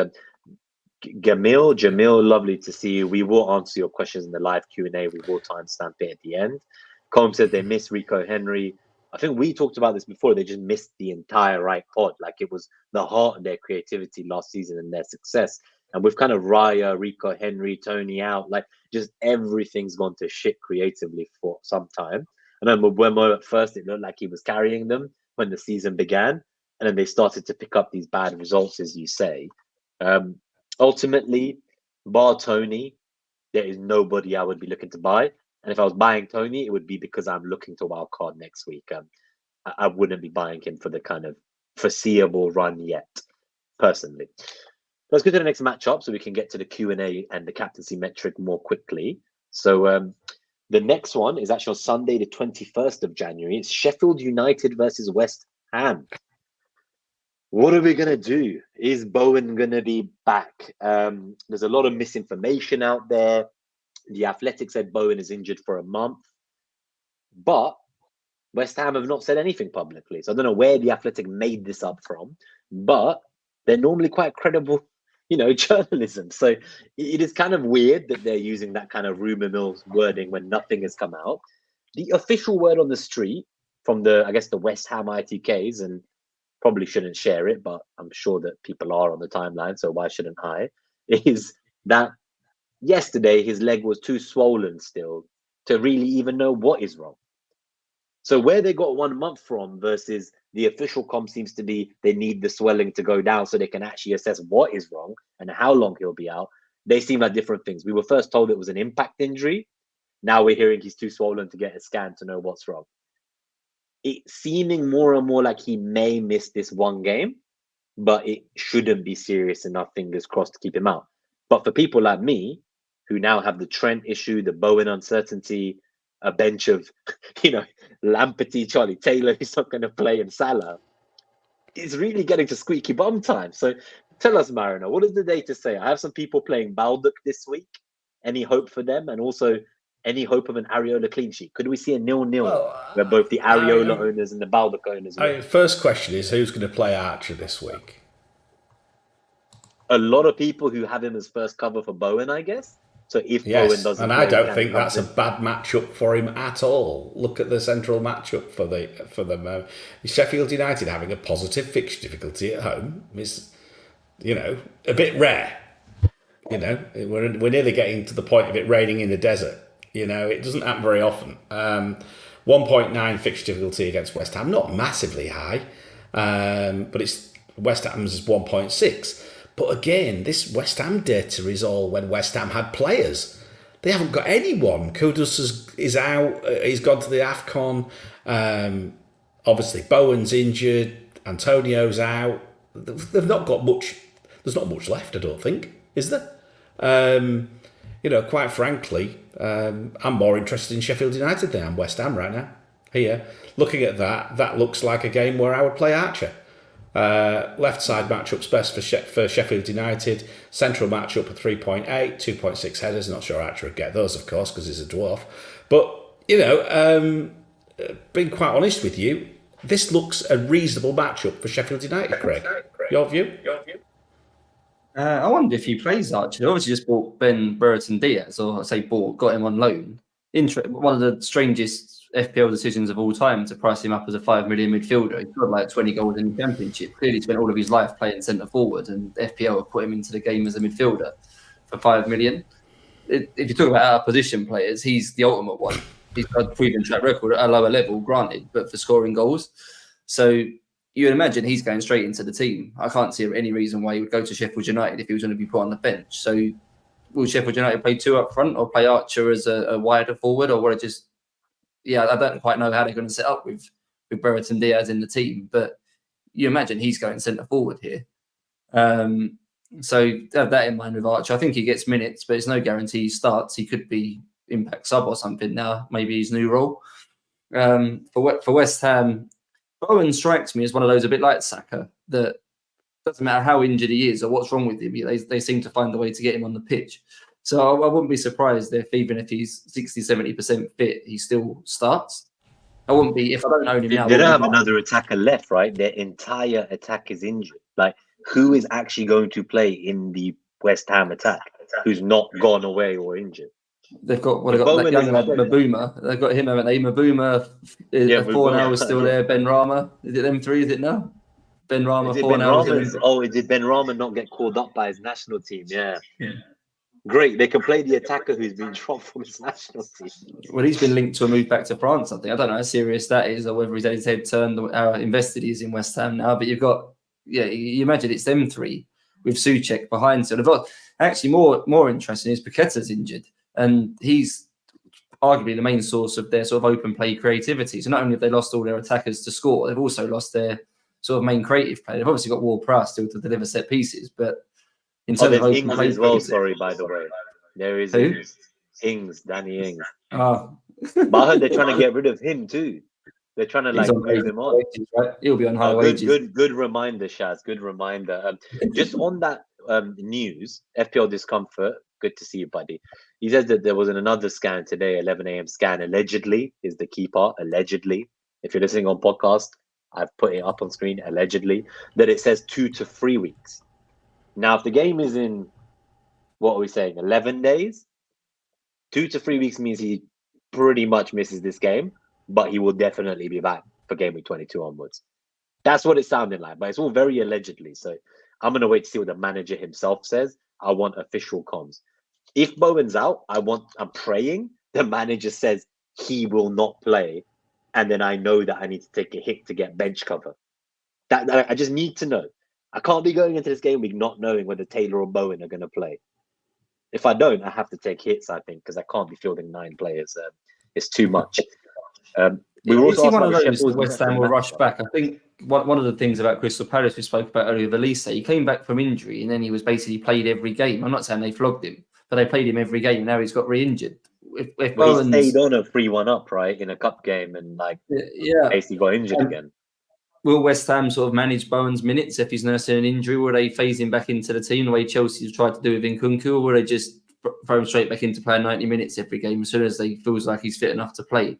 He's one of those, I think, that week to week he could be a bit of a problem if you own him, because he's a bit like you said about Saka. He's been playing injured for X number of weeks and months. Bowen could suffer the same problem, I think, moving forward now. I think this is the problem. Is this is the fixture I liked him for. He was talked about as a captaincy option on the second weekend. Some people have said, if you're going to miss this fixture from him, you then have Bournemouth, which is, again, okay, it's granted, it's okay. But you have United away and Arsenal after that. Is there a case that if it's definitely severe enough to miss this Sheffield fixture, that he is a potential sale? I don't know. Just thinking. Just something to keep in mind for everyone. There is a question about why was Sheffield United, why did they have a good FDR? And so Chris, I think a few people said, please, you have to explain, they won't just accept it at face value that it's a good FDR. Probably because West Ham is shit. No, that is totally not fair. They kept 4 clean sheets in a row or 5 clean sheets in a row. I'm not accepting that. But I think maybe what Discomfort says has a point, which is they've conceded 100 shots through the middle. But yeah, we'll look more into the numbers. I think there is a lot of good concern in the chat that the podcast viewers obviously have missed around what do Archer's minutes look like going forwards. Osulu played well in the cup. He is young himself. The new signing that you mentioned, or loan signing, Craig, I feel that him and Archer will play together. I do not see Osula starting as I think it's Archer and the new signing. It's dead like front two place. That's how I see it. Maybe I'm wrong, but it's just for Forest with Sheffield United brave enough to play two up front, right? It's quite attacking for a team that don't have a lot of the ball. I think I think on the wing, right? But as in like they can easily put Archer on the wing. Like since the new manager came in, I did notice there was a lot of games where Archer didn't really play proper striker, right? There was times when he was like playing as a winger. Yeah. Could that happen again? Yeah, because they haven't got loads of wingers either. So they spent a lot of time playing wing back under the old manager. So they've not got a squad full of wide players because they're wing backs. So it's not something the squad's fully blessed with. I do think they've got a bit better under the new manager. I haven't got any data to share about it, but I think it's a bit easy to judge Sheffield United based on full season data when they were so bad through the first sort of 15, 16 weeks. And now lately, I'm not saying they're much improved. They're still one of the worst teams, but maybe not quite so bad as what they once were. They do feel better than the manager before the manager changed for sure. Let's keep going though, because I'm not sorry, sure. Neiman, just to let you know, just to answer that question on that, I've looked at the fixture difficulty. Basically, Sheffield United are very average, but attack at home. But they have improved significantly from earlier in the season. Significantly improved. And West Ham basically have been 3/4 the way down all season away from home defensively. So it's not so much Sheffield United are good. Sheffield United are average. West Ham are bad. West Ham defence is bad away from home. Sheffield United are average attack at home. So that's the reason. That's what. And again, why does Sheffield United have a good fixture difficulty? It's only 1.8. It's not that high, right? It's positive. That's a start. It doesn't happen very often for them, Thanks for small mercies, Chris Wilder. Well, thank you for clarifying. I think that is helpful because I was also shocked to see any kind of positive metric for Sheffield United, but it is what it is. Let's keep going. So the next game on the Sunday again is Bournemouth at home versus Liverpool. What are you feeling? Yes. Yeah, well, I guess one thing is who will play as well. This is a really odd one. Let me put the numbers up because it's a really mixed message, these numbers. This is probably one of the most complex and complicated one of the lot for this week, I think. The fixture difficulties, positive for Bournemouth. But Bournemouth have been really good at home recently. Really good. 1.8 and Liverpool minus 0.5 for attack. But then you look at the zonal head-to-heads and Bournemouth are red. So it suggests that there's not a lot of chance. They're not going to create that much, even though they've got a positive 1.8 fixture difficulty, right? You look at the XG, Bournemouth's XG matchup is 1.6 against Liverpool's 1.1. You look at big chances, 2.9 for Bournemouth against 1.7. You look at shots in box, 9.5 against 7.6. The only thing which really lights up for Liverpool is the right zonal matchup, but of course Salah's not there. So Harvey Elliott is starting on the right tonight, by the way. The lineups have come out in the cup game. It's Diego Jota through the middle, Luis Diaz on the left wing, Harvey Elliott on the right wing, no Darwin Nunez. Yeah. But no, from my side of things, I don't know where you're on this, Craig. This looks a pretty difficult one to call. It doesn't look a shoe-in for Liverpool. And in fact, I will definitely be playing Solanke this week. He's my captain at the moment. Ooh. Wow, you've definitely... wow, it's a good thing there's only one more match till the captaincy metric, so we'll hold till then to interrogate you further. But wow, okay. Because I don't particularly like Liverpool defensively through the middle, so they've got McAllister kind of being used as a 6 right now with Endo away. I don't think he did a particularly good job against Arsenal in the FA Cup. Arsenal played through the middle quite a lot. It's not his natural position. He's the best of what they've got available, but I think Bournemouth can run through the middle of the pitch. And then the defence is obviously in carnage now with no Trent. So what's the back four going to be? Van Dijk should be back from illness. So you imagine Van Dijk and Konate play. Gomez plays one side fullback. I imagine one of the young lads then plays the other fullback. They brought Bradley on at right back for the second half against Arsenal. They've got another guy, Chambers, I think his name is, who's a left back. So I imagine one of those two will have to start this, with Gomez playing the other side. Sorry, I'm just laughing because FF said, I want whatever Craig took before this podcast. I just read it and blurted out laughing. Sorry. I've got some. You threw me with that captaincy on the screen. It's these. I don't know what someone's done to these Victoria biscuits, but it's these little biscuits. Maybe someone's laced some of these biscuits or something. Eating the Christmas. Is that too much sugar? He's on a sugar high and he's ended up with Slanky Captain.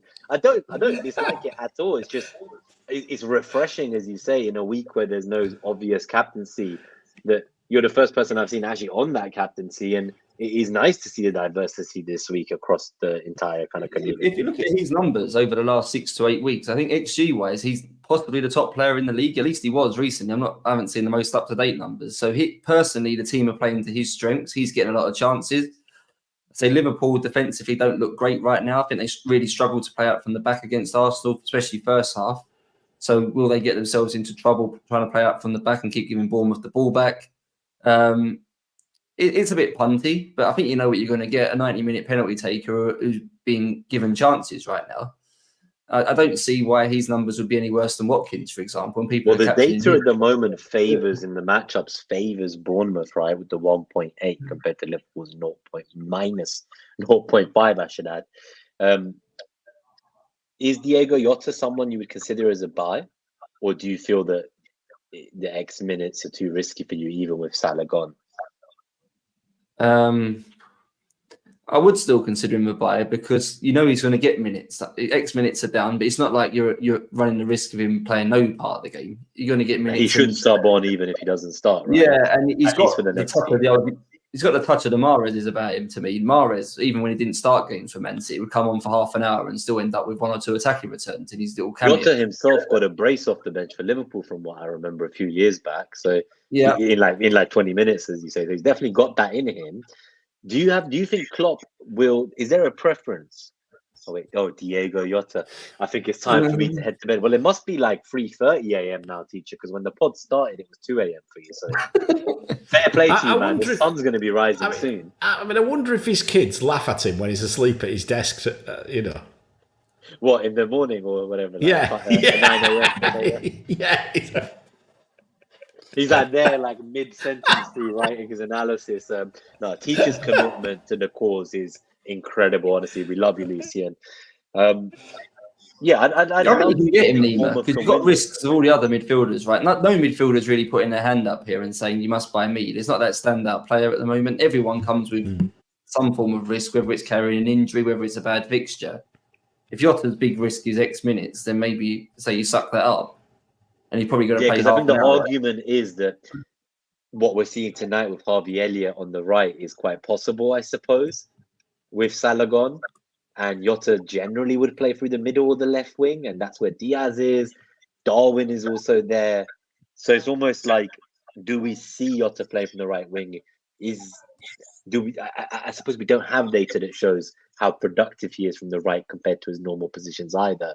But if he did play right wing, is that bad? You know, there's so many unknowns for me. But I would say that for me, Diego Jota, he's probably in my top 2 or 3 midfield targets this week, alongside Foden, who I told you earlier is like my top target. So I was just interested because obviously you went for Foden and you did have the chance to go for Diego Jota, but clearly you went for the City asset. I would have been Foden or Rashford. It was those two for me. One of those two I was going to get. Fine. Oh, it looks like you were right, Chris. Teacher says the kids have laughed at me dozing off before, but I'm staying until the captaincy metric minimum. Fair enough. Okay, we've been on this match for nearly 10 minutes. I think we will talk more about them because there are some captaincy options from here as well, hopefully in the metric when we see it. Let's go to the last game of the game week because I'm just keen. You know, when we were talking about there aren't many midfield options, I think there's a big one you're missing out on, Craig. I think every midfielder has issues. But the man who has no issues, the 90-minute man, the best player for his team, the ultimate differential, Pascal Gross plays on Monday, the 22nd of January. Brighton at home against Wolves. What does the data say, Chris? Because Wolves I mean, let's face it. The world could end between now and then. It's such a long way away. But I mean, look, Brighton's fixture difficulty is good, 3.7. But that's probably again more to do with the fact that Wolves, generally speaking, away from home, are not that good. It is a little bit. 2.2 XG for Brighton, 6.3 shots on target, 11 shots in the box, 3.3 headers, but he plays down the right?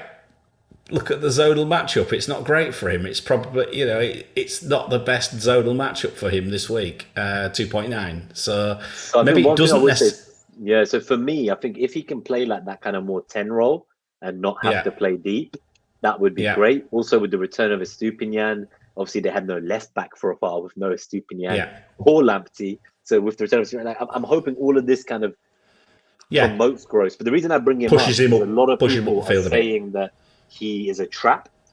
And by that, I mean that because the conditions to bring him in look so good. Like the fixtures in the next few, and I'm sure we'll look at the next 5 after this matchup.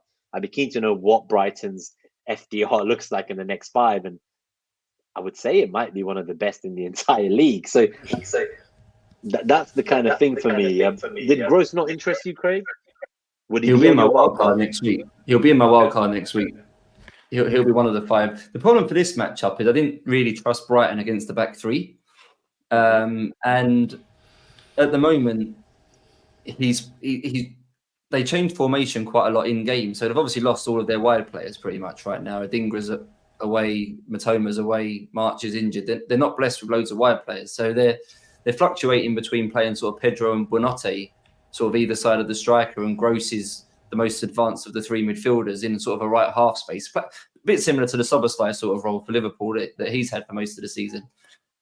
His role is all over the show, so he's coming back sometimes to help progress the ball. He's been given a bit more license to attack the box, which is why I think he's been doing so well, because Bournemouth, people never on Bournemouth, where Brighton keep playing sort of 2 forward, he's making a run sort of between them and then sort of in between the centre-backs. You've seen him have a couple of headed chances in recent game weeks because of that. So I think he's got lots of routes to points. He's getting in the box more in recent weeks. He's on set pieces, generally involved in most attacking phases of play for Brighton. So I like him. It's just against Wolves, who are quite organised, and I think they're probably the most underrated team in the league in terms of tactically how astute they are. And against the back 3, I'm not sure he'll quite get the space he maybe enjoyed against West Ham. He was very heavily involved in that game, in that 0-0 and things like that. So purely from a matchup perspective, it screams to me of like a bonus point monster longer term, but this matchup maybe isn't the entry point, I suppose, is what you're saying. I think if you're looking to sell Son for someone for the next sort of 6-8 weeks, I don't see the harm in getting him. I think he'll be good over a run of games. So he's my kind of alternative. So let's say this, right? I want Foden, but if I got someone like Gross, it makes Haaland in 22 much easier in like one quick move with maintaining hold of Salah, maybe keeping Trent. If I go Foden, like, yeah, I'm going to have to sell Trent and or Salah to get the Haaland back. So, and it will be a hit. So Gross really appeals to me. But then Pedro Neto, I feel in the same match. Do you feel that there's a matchup for him here in his favour? He's in my wild card next week as well. Neto that hole.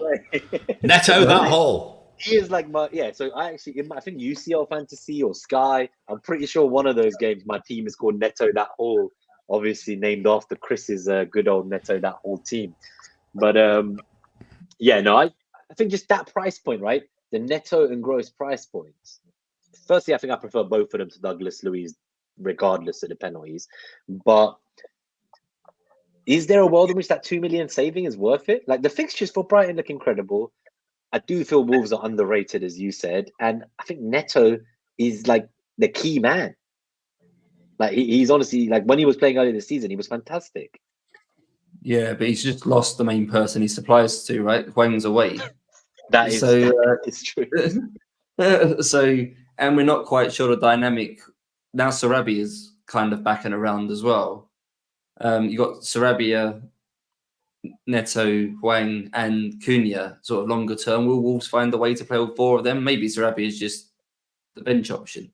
It sounds like Bellegarde as well was played out of position centrally, and teacher says like we'll maybe reinforce that information in the cup replay next Wednesday. But I guess that will help you from a wildcard point of view to get extra info before Gameweek 22. But that cup replay comes too late before the Gameweek 21 deadline to make a move for Neto. I'm only really getting him for 26 because I'll obviously have to plan ahead a little bit by wildcarding so early. And 26 is the one where they're likely to be blanks. And Wolves have got Sheffield United that week. So I'm going to use Neto as my 8th attacker. That is a nice week, to have Neto, isn't it? Sheffield United. Yeah. So 8th attacker, bench him every week. If I have to play him a week, he's one of those players that could get an assist. But the week I need him, he's got a really good fixture. So that's the real basic reason why I'm planning to get him. You can never go wrong picking any sort of attacker against Brighton, right? It'll always give you chances and opportunities. And even, Stoke managed to score 2 against them in the FA Cup. So I'm sure Wolves probably will score in this game. But I don't think the upside's quite there with Neto. Has he got enough players to assist for? And does he have enough goal threat himself compared to what others are offering right now? I'd rather prioritise Gross, I think, of the two at the moment. If you said to me one or the other. Okay. So maybe it is great. And obviously Neto coming back from an injury.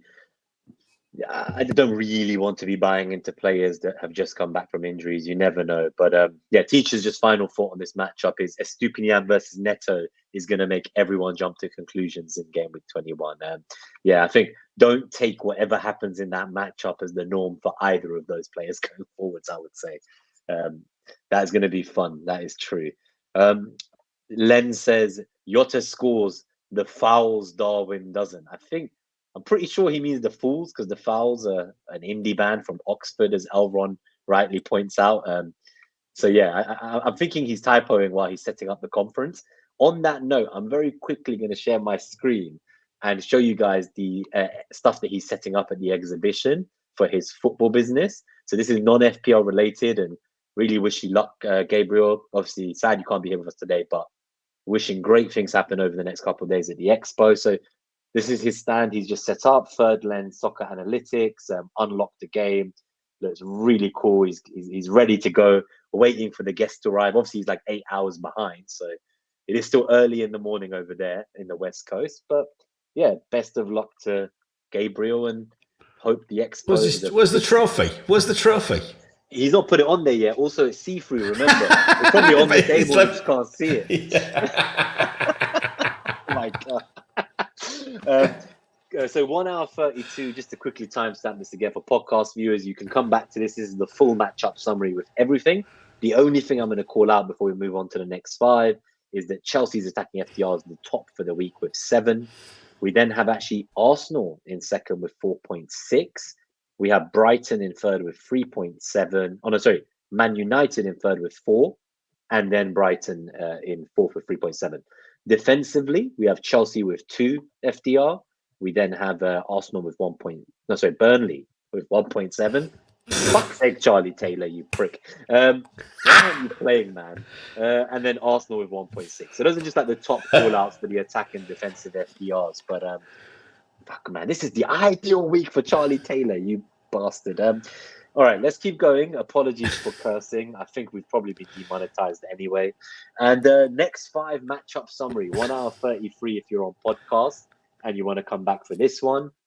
Why don't you take us through this one, Chris? This one is not how I expected it to be. Newcastle. Well, it's not far off. But Newcastle are fucking at the top.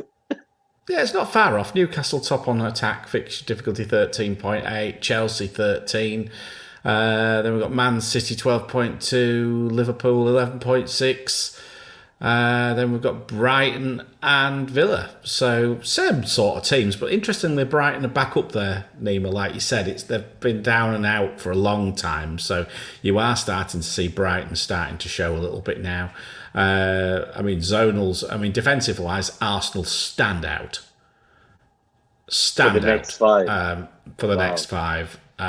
So that's a gain. I'd be very comfortable with how many Arsenal teams right even now. Have how many Not teams many. even have positive? Yeah, it's Is very there much any other attacking team with oriented. a positive defensive FDR in the next 5 apart from Arsenal? No, not many. And how many clean sheets has there been this season? Hardly any. What the hell? If you think there's been hardly shocked, any. Man. There's hardly any clean sheets. I could look back a year or two and nothing's changed. And we saw significantly higher defensive fixture difficulties than we're seeing matchups than we're seeing now. And it's just like the defences this year have just been really struggling. And I think we've seen it, haven't we? Yeah. I think we see it. Anyway, defensive, we've got Arsenal, City is still there, and then who else have we got? No one really. Aston Villa. Don't think we worry too much about the defence. I think we just don't bother with it. I think just spending money on attack, guys. Aston Villa left, Brighton left, Liverpool right. Mo Salah, forget that. Then what else have we got down the middle? Liverpool down the middle, Manchester United, Manchester City. Not much going on in the zonals, quite frankly. Oh, no, Brighton left. Yeah, Brighton left. That's it, Brighton yeah. left. Yes, sorry, Brighton left. Yes, I should have said that one. XG, we've got Aston Villa, Liverpool, City. Big chances, we've got Manchester City, Liverpool and Chelsea. Shots on target, we've got Brighton, Liverpool, Spurs and City. Shots in the box, we have Arsenal, Brighton, Liverpool, City, Newcastle. And headers, we have Brighton and Arsenal as being standouts. So if you fancy a headed goal, Brighton or Arsenal. There's a lot of questions on Hinchillwood. I feel we ignored him in the matchup. Who? They were saying they were hoping you would mention him instead of Gross, Craig. Any thoughts on Hinchillwood? Would he ever make it into your team? But he's like a midfielder in FPL, I think. Yeah, I'm sure they've been using him as a temporary right back while Veltman's been out and things like that. Yeah, so not for me. That's what we call poo, right? Reverse out of position. It's a poo. Yeah. Not an oop. Yeah. It's a poo. For me, anyway. Regardless of his. It's Pedro or Gross, I think, if you're considering Brighton. Pedro's playing off the left / second striker / second, actually up front in parts of games on penalties. His minutes are quite secure at the minute while they're so depleted in wide areas. I think he's quite cheap if you're still looking to have a third cheap striker. I don't hate Pedro for this run. Yeah, I was going to say, we should have mentioned Pedro when we did that matchup, but looks like we're as guilty of overlooking him as his own manager. He's been arguably their player of the season. He's got the most goals in the entire Europa League, not just for Brighton, the entire cup. He's like genuinely, arguably their player of the season, and the manager wants a lot more from him. Maybe he's trying to create a monster, and he thinks that if he keeps pushing him publicly, he'll get better and better. But let's see. I heard somewhere he had some attitude problems. Maybe he wasn't completely sort of on board with what the manager was asking him to do, so he got dropped as a mini punishment. It could very much be. So the next 5 involvement, why don't we let you go through this, Chris, and then we'll go straight to the captaincy. Very quick on this because we're running quite behind. Yeah, I'd rather go to the Q&A ASAP. I mean, look, I just want to make a couple of quick points at the moment that Alvarez actually is sitting, has jumped very, very quickly up to the top here. But again, his expected involvement's 44 there. So it's just quite good. Actual 33. The thing is with it is, of course, is that Manchester City's XG matchup's so good for the next few weeks. That's why he's so predicted to get 3.73 in next 5, 6.99 next 10. Solanke, Saka, Gross fourth. Right, so there you go. There's your Pascal Gross pick. Palmer 5th, Cunha 6th.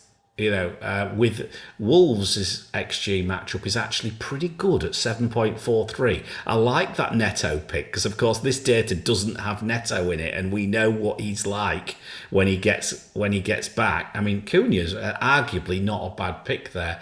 And then you've got Isak and Archer, Foden, Watkins at this moment. Craig's quite a long way down. But I'll tell you what I just wanted to point out here. Look at Palmer. 37% expected, 86% actual. Now that's an overperformance. So there's your only doubt about, or he's just playing so well. You know what I mean? He's either absolutely at the top of his game, Nima, or there's a bit of a regression possibly due with Palmer as well. And when we look at the captaincy, we can maybe remember this.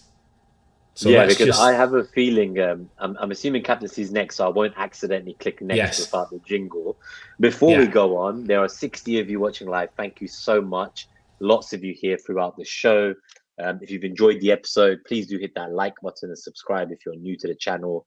This is the first time we're actually asking in 1 hour and 40 minutes. So hopefully if you've stuck around for that long, for 100 minutes of us talking, hopefully we've entertained you enough, or at least you've learned something new from one of the cleverer guys over there, and Craig and Mariner, while I just press the buttons and keep the slides moving. But yeah, please do subscribe and hit that like button if you've enjoyed what you saw. But let's go to the captaincy metric. Let's see what it's looking like.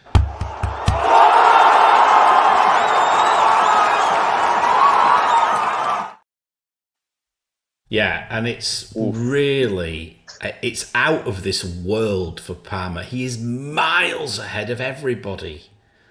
And this is the point I was saying about, look at his numbers in the past. The past is on the left-hand side. So Hall, 94, Return, 98, points, 100. Then look underneath. All the other players have got good fixtures, but their form is poor.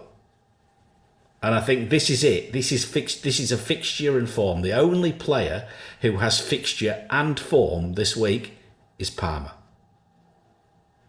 In that chunk. I think that's what I was saying to you. Like, I feel like the only reason I'd be going Saka is intangibles of what the rest will that's do. Very, and this points it out really super well, because if you look at Arsenal's fixture difficulty, 94, you look at Gabe's NetxG, which I do have for that, and I've put the numbers in to be able to give us the comparison here, 87. So, Chelsea's 97 and 94. These are very, very closely aligned for both Arsenal and Chelsea. They're good fixtures for them. Good fixtures. The problem is that if you look at Arsenal, you can probably argue against any of them right now. Yeah, I think so. Whereas I'm not sure. Look, if you look at Palmer, if you go across the numbers, as I said, Hall 94, Return 98, points 100, Fixture difficulty 97, NetxG 94, expected goal involvement 100, big chance involvement 96, zonal involvement 98. It's almost as good as it gets. I think just to clarify for anyone on podcast or who's new as well, these are percentiles. So yes, 100% for points implies that Palmer is literally top. He is top of everyone for points in the entire game right now. Now this is over the last 6 weeks as well. Now we know from last season there was times when Odegaard would jump up, and it was because he had 2 hauls, double-digit hauls in the last 6. And as soon as you move one fixture forward, they drop halfway on the captaincy metric. So bear in mind what Chris said before we even got to the captaincy metric of, do you believe Palmer is overperforming, or is he in the form of his life and it will continue at least for this fixture and a little bit more? I think that's the question to ask ourselves when making this decision. Nick asks as well, where would Tony be in the metric if he had any data behind him, Chris? Any thoughts on that? I need to run the numbers. Yeah, I don't think I've got all his data in there. I'd have to double check. I can run it. I can run it for him and let him know. But of course, he's.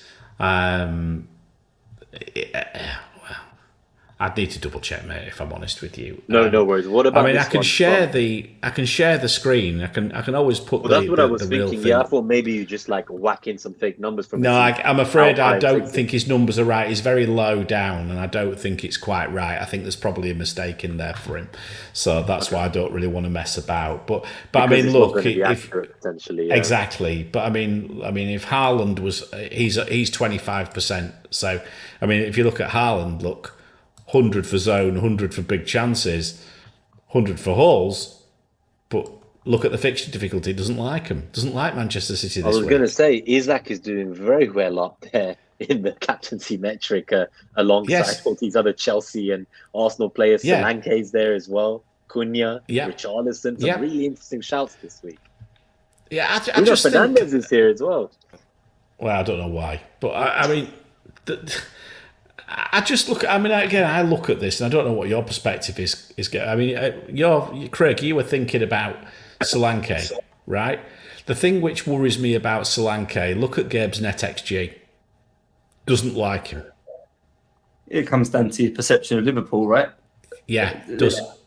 my perception of Liverpool is defensively they're a bit depleted and they haven't got a good holding midfielder. I don't know if this is purely made up by data over recent weeks, but I imagine if you improve the fixture as you're doing now, everything else about his numbers looks quite promising to me, apart from the fact that Liverpool have obviously been marked as a hard game. But that NetxG will be Alisson, right? That'll be the goalkeeper. That'll be the goalkeeper's effect. Metric includes the goalkeeper, doesn't it? Yeah. So yes, Alisson might be single-handedly boosting these numbers, and if you think he has a bad day at the office, suddenly it changes.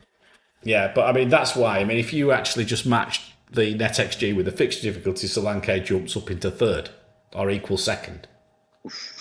So that's what Craig wanted to hear. Yeah, I'm happy with that.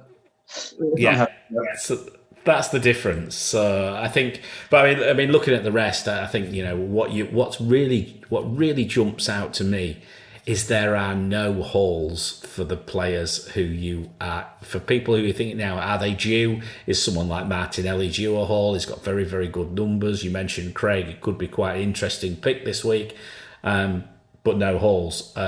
Returns very low. Look at Arsenal. All hauls returns low right now, Nima. It's red. Yeah, no, it's terrible. Like I say, that's from a data perspective on what my eyes have told me when I've watched. Like, there is no reason I should even be going close to a Saka captaincy. But something in my gut with this break and the rested team and the rested player against Palace, who have a cup game a few years before. Yeah, something tells me that it might be the one. But we'll see. If you increase Sterling minutes, he jumps into second. If he played a full game again, but I just think it's a bit of a no-brainer. I think Palmer would be quite highly captained. It just feels like Palmer is the obvious pick, but in a week where there's so much diversity, it feels like a great week to attack and go against it. So if you feel that actually this London derby is going to be quite cagey, and maybe Chelsea, despite the data being in their favour for the FDR, aren't going to quite do well. If you look at how they performed against Borough, if you're expecting that kind of team to come out again this weekend, then you captain someone else. And I think that's what worries me. I don't know which one shows up, which Chelsea. Like you say, I think the only way I would oppose. I don't think I would go with Solanke, if I'm honest with you, Craig. That's just me. I own him. I don't think I would go there. But I think the only way I would oppose Palmer this week would be with, like you say, a very punty Arsenal pick. Or possibly, maybe Isak. Because I actually think that's quite a good matchup, actually. No, I like that. I just want to say one thing, because this is a really valid point from BW Splitter. And I think this is a fair point, which is that I've seen no one really addressing that Solanke wasn't in the squad for the Cup and that he seemed to have a slight knock in the last Prem fixture. So this person, they're actually on a wild card and deciding Tony for one of Solanke or Watkins. And we will come back to that question in the Q&A, but I just want to pick up on that point of, is that something that concerns you, Craig? Like, if you don't see definitive photos of Solanke in training pre-deadline, would that put you off the captaincy, or do you feel that he was just rested? Because a lot of that Bournemouth team weren't in that they weren't there playing, right? Yeah, I think it was a game to rest him, not to risk him. There's a few players like that around the FA Cup, right? That could they give him an extra week off and have an extended break? We know he got a knock against Tottenham. By all accounts, it was a knock. That was about 3 weeks ago. Between that happening and this fixture, he's so important to them that I think anything small like that, you'd expect him to feature, even again, if not 100% fit. I'll put the vice on someone playing this weekend, the Palmer or Watkins anyway, just in case. Just to make sure. So you reckon if it was actually bad, he just would not play at all and you'd get your vice. And otherwise, he will definitely start situation. Okay. That's my feeling, yeah. Cool. Let's keep going. Let's do the quick mini league update and take all the Q&A. We have like 40 questions. We only have about 7 minutes till the game kicks off, and 12 minutes till we're 2 hours into the show. So we will be doing quick fire, but for now, I'm just going to do the mini league first while I kind of fathom in my brain how we're going to do so many questions quick fire, but we'll figure it out. So if you want to join the mini league for all our viewers, it's HUP69D. There are links in the video and podcast description. We also have our Haul or Nothing mini league, which is for all our YouTube and Patreon members. At the moment, we have the top 10 for the game week. So we had 105 points from Gary, with Dear John McGinn as the team. Tienyo, FPL Planner, Cashless Society, 101 with the bench boost. And third, Elron with 97. So those are three very solid high scores that week. Just looking at Gary's team, he's currently live ranked 12,800 with the 105 point game week, which is pretty mental. So he had the 8 points from Dubravka in his 11, having benched Leno. His backline was Gabriel 1, Saliba 0, Trent 0. How he still got 105 is insane. Foden 12, Douglas Luiz 10, Son 9, Salah 32, Palmer 18, Watkins 8, Alvarez 7. That is perhaps the best, just the best non-chip score I've seen in a long time. So fair play to you, Gary. Well done. And we don't have the full top rankings of the mini league. This is just for the game week. So we will do that next time. Thank you to all our haulers, our super haulers, FPL Robbie, Greenback Golf, Daddy Bot, Harbour Boy, David Harrison, Zach, FPL Discomfort, and True Fandela. Our haulers, Dread FPL, FPL Craig, Podner, Kevin Rose, C Hunt, Blonde, Escott as M, FPL Teacher, Donny FPL, Tom, Devindra Raj, Lindsay O, FPL DG Boy, Akshay, Dom, Claire, Tursks, Catherine A, Harry Not Kane, Sebastian Koo, Neil, Inshallah, Mo Salah, Benjamin Lockwood, FPL Rubber Ducky, Nick Khan, Big Mike, General Zod, FPL Planner, Jamie Baker, Brett M, Mark Bond, FPL Eric, Grady, Parag Gaikwad, our Patreons, Elron, Lucy and Gann, FPL California, Fingermabob, Ron Frost, and Mike Burke. And of course, our sign-ups today, we had GV and also Jasper Singh renewing. So thank you all for everything you do. We're going to go to the questions now. I'll put it onto the talking heads, I think, and pull up some questions on screen. We'll start with a couple from the YouTube members and Patreon. So this one's from Fingermabob. Quick fire now, because I think most of these players, if you go to the timestamp of the matchup they're in, we'll have spoken a lot more about them individually and in the captaincy metrics. So just a quick fire one now. I think I might just get only one of you to answer each question. So first one's for you, Craig. Pascal Gross, good underlyings, good on talisman metric, good fixtures, and passes the FPL teacher eye test. Who says no? I say yes. passes my eye test as well. Yes. Yes. Next one, Sebastian Koo. With so many injuries and players not available, how should we prioritize on our transfer moves with limited info? Buy gross. Buy players who are 90-minute men and do not have rotationers. Don't buy Diego Jota and Foden. Famous last words. Buy a Stupinian. Buy a Stupinian if you need a defender. Buy Gross if you need a midfielder. Who would you buy if you needed a forward? That's just a good question. There's a question for you. If you needed a forward right now, who would you buy? Oh, I'd buy Solanke. Yeah, if you don't own him, yeah. Yeah. I'm just Solanke, Watkins, Tony. You can't really go wrong, I don't think. The reason I say that, guys, is there is so few choices out there who you'd consider buying right now. It's a real mess. You know? To me, the strikers are between five at the moment. It's Haaland, it's Solanke, it's Tony, it's Watkins, it's João Pedro. I wouldn't be buying any. I was going to say, I'd be going João Pedro. That's a good call. This week, I would be going straight to João Pedro, and I'll be holding him for that fixture run and using the extra funds to get Haaland back. Like, to me, he seems like if you need a striker, he is my guy this week. But in terms of how you should prioritize transfers on limited info, I just feel like we'll know so much more before Game Week 22 and also before Game Week 24, but obviously that's a bit further away. I would try to, as I said at the beginning of the answer, pick players who are more guaranteed to play, like the X minutes are high, because I don't want to be taking risks in this time of the year with deadlines where the game is 10 days after deadline. You don't know what will happen. So yeah, I want to play it safe with the assets till we know more. Keep going in terms of the interest of time and to get to the YouTube viewers' questions as well, not just the members. We have two more member questions. So Palmo says chip strategy initial thought. Obviously, I think that will be a separate pod of its own in the future, but the biggest issue is when to free hit. I think to put it very simply, as it stands, there's a chance teams like City, Bournemouth, Luton, and Liverpool could double in 25. Spurs, Chelsea, Liverpool, City, all these guys could blank in 26. That's gonna be the League Cup final. So obviously, if the likes of Liverpool and Chelsea get through, their opponents are the ones who it's gonna blank in 26. We're in a situation as well where 29 is going to be the bigger blank with the FA Cup quarterfinals. There might not be as many blanks as we were expecting because there was a lot of Prem versus Prem teams, which means they'll definitely be knocked out. For a kind of maximum carnage scenario, you need Prem versus non-Prem teams, so as many Prem teams can get to the quarterfinal as possible. That then dictates how many doubles there are in 34, and there's probably another big one in 37 with the 25 double could be anywhere. It could be like in 24, it could be in 27, it could be in 32, like it could be anywhere. So there's a smaller double game that could just show up. So with this in mind, I would personally always want a free hit on a chip week. And I do feel that I wouldn't want to be free hitting into 29. My current strategy as it stands is most likely to try and dead end into that blank in 29 with a wild card in 30, 31.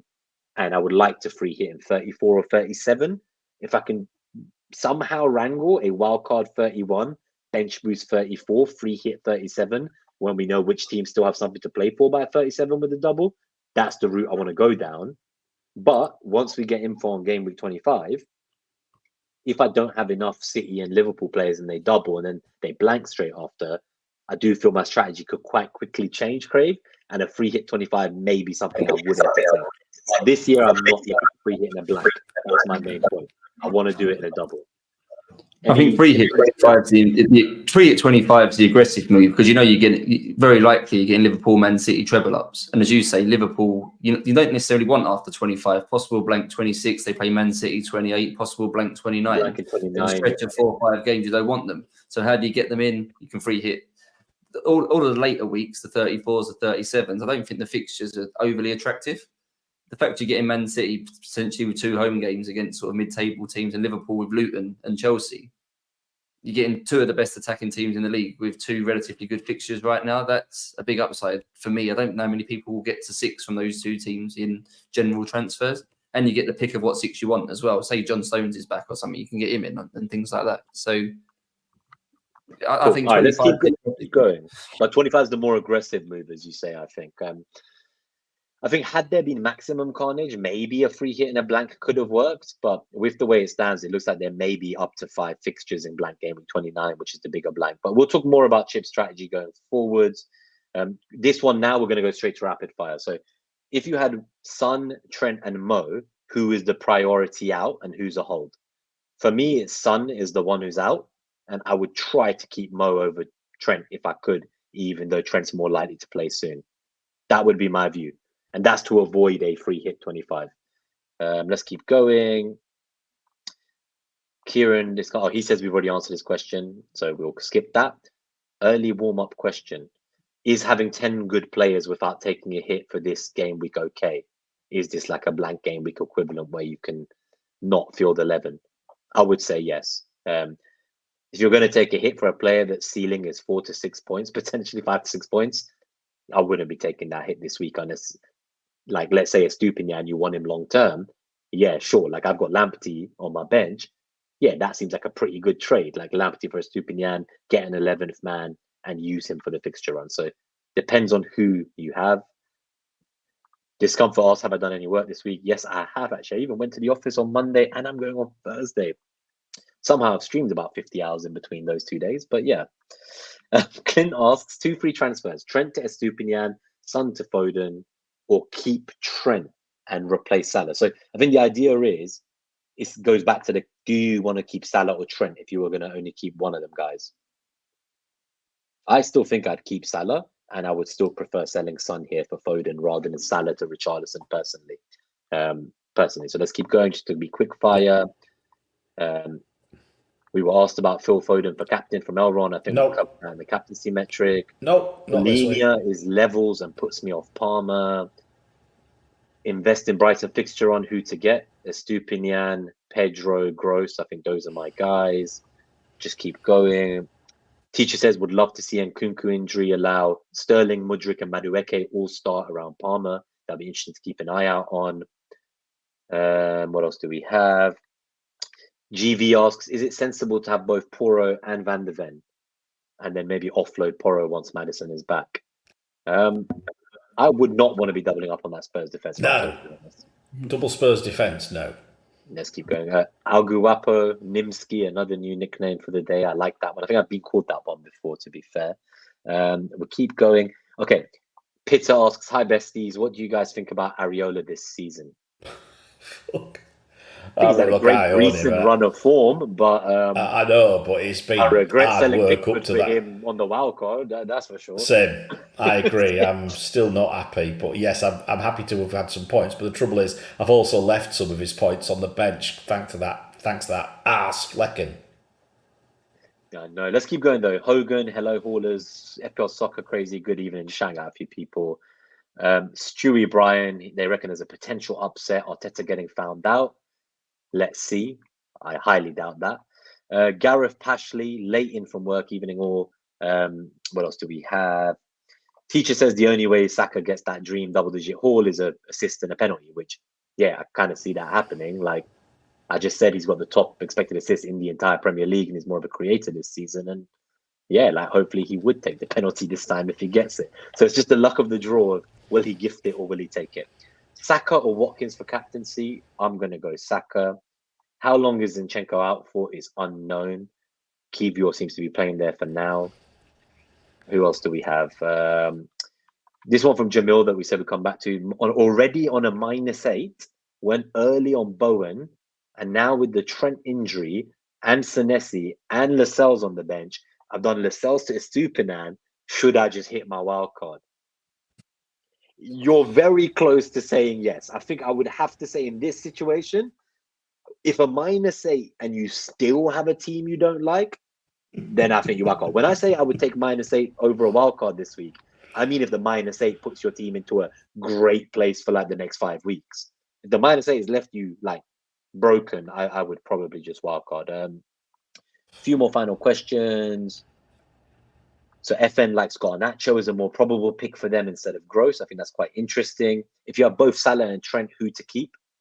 It seems to be an unpopular opinion. For me, it's Salah. Right now, the most likely thing I'm going to do is keep Salah and either try to keep Trent one more week to get more info on these doubles, or alternatively, sell him for a Estupiñán this week. So if one was to go this week for me, it's Trent. What is the optimal formation in your mind, guys, from Astralicious? It's quite a tough one because it's 3-4-3. It has to be only 3 defenders. It has to be only 3 defenders. Oh yeah, 3 defenders for sure for me. Yeah. We talked about the Solanke knock, but separate to that, on the wildcard for BW Splitter, if you're deciding for Tony to replace one of Solanke or Watkins, long term, which one would it be? So for me, I've got like nearly 1 million in price rises out of Watkins. It's quite a hard sell.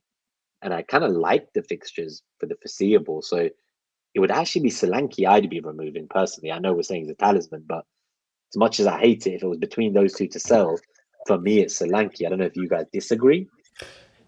It's tricky. I think what I would do is, I mean, for a start, let's see how Tony does. I'm not sure what the fixtures are. I don't think fixtures are brilliant, are they?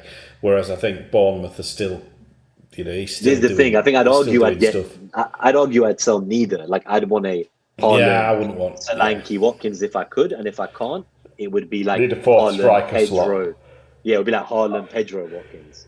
I think those 3 are close enough that Watkins doesn't justify the extra cost. That might allow you Haaland and Salah, something like that. So I'd probably sell Watkins for that reason. I think they're much of a much, the 3 of them. Fair. Yeah. Cool. Elron, Erling or Foden to replace Alvarez in the coming weeks? No. Like I'm definitely going to get Haaland to replace Alvarez. Oh yeah, Haaland's coming back. So I'll get Foden as well potentially, but like I'm looking to be tripled up on City as soon as I possibly can, especially if they get a double game week. Is Garnacho super low for captaincy? Yeah, I don't think I captain him this week. Elron reckons both Palmer and Saka could be 100% EO this week. That's probably fair. K7 asks Martinelli or Solanke for vice captain? Martinelli. I think so. Maybe I'm more down on my own team, but Yeah, I'd probably punt on them. I do.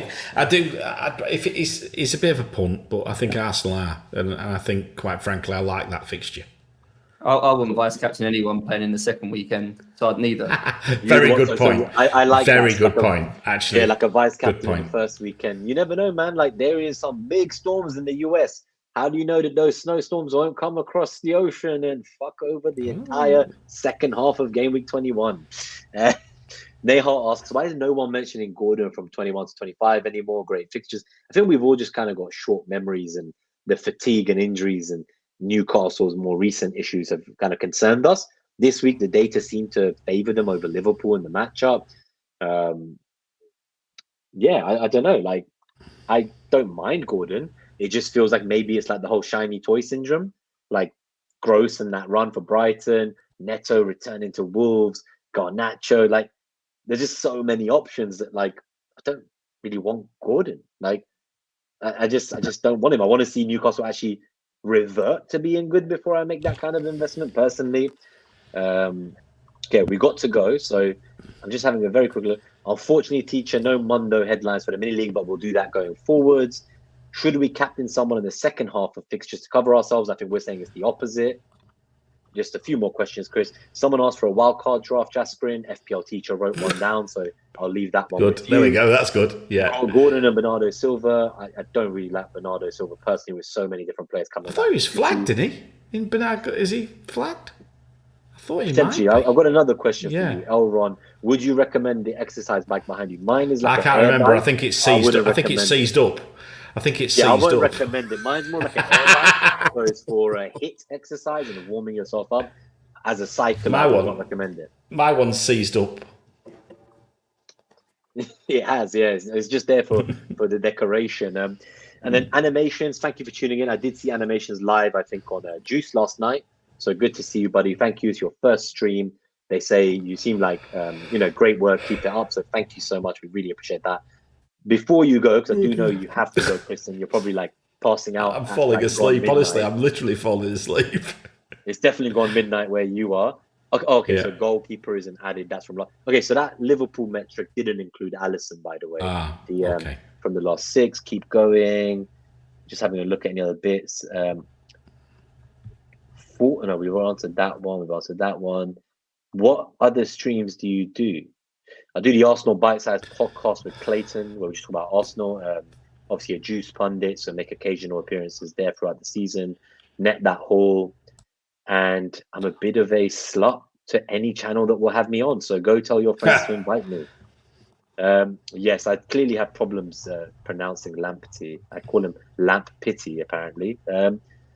Final ones. Could you rank these 3 depending on who to bench and who to start? Walker, Taylor, Archer.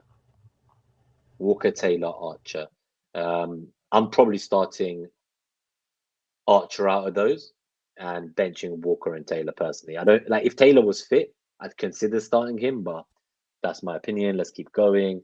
Salah, Son, Cash to Foden, Louise, Estupinian, 2 free transfer and take a hit. I like that for a -4. Douglas, Louise, and Gross, they're the kind of picks I would be willing to take a hit for because of just the guarantee of playing. Any other bits? Zinchenko to Estupinian for a hit. I would just do it. I love Estupinian long term. If he gets injured, that's a separate issue. I apologize. He is slightly injury prone. This will have to be for another day, teacher, because every week this is a question that's relevant. So we'll save it about what do you feel about content creators who provide no sympathy against managers making early transfers. I think people are just trying to get impressions on Twitter and throwing shit at each other. But anyway, so next time we'll answer that properly. Very good point from Combe. If Liverpool double in 25, will Klopp rest some players in the second game in the midweek before the Carabao Cup final? Probably. So that then makes me kind of a bit more concerned about that free hit 25. Let's keep going. Last couple. Would you rather Son to Garnacho and Trent to Estu, or Salah to Foden and Son to Garnacho to free up funds for Haaland? I can't say no to the route that gets you both Foden and Garnacho. What do you guys reckon? This is, again, it comes back to the whole thing, right? Keep Salah or Trent. Can you afford anything above Garnacho? If you can get to Gross, if you can get to Douglas Luiz, if you can get to Neto, and you told me you get any of those free mids instead of Garnacho with S2, then I'd say do the first one. If you can only afford Garnacho, I prefer the second. Super Nintendo or Sega Genesis. I think Chris's era, guys. I think Chris was playing with fax machines in his time, but chess or Monopoly? Chess. Anything else? Any final bits? Okay, well, we've lost him. He says device not connected. No, I did answer the question. I literally said chess.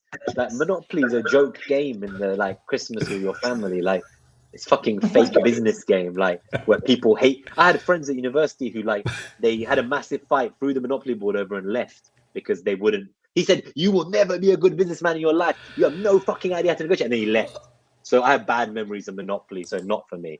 And Chris is going to do a Lucy, and unfortunately, okay, we're done now, guys. I have never. Do you know what? I need to say something. I have never known anyone talk more than me, but you do. I know a few who can talk even more than me.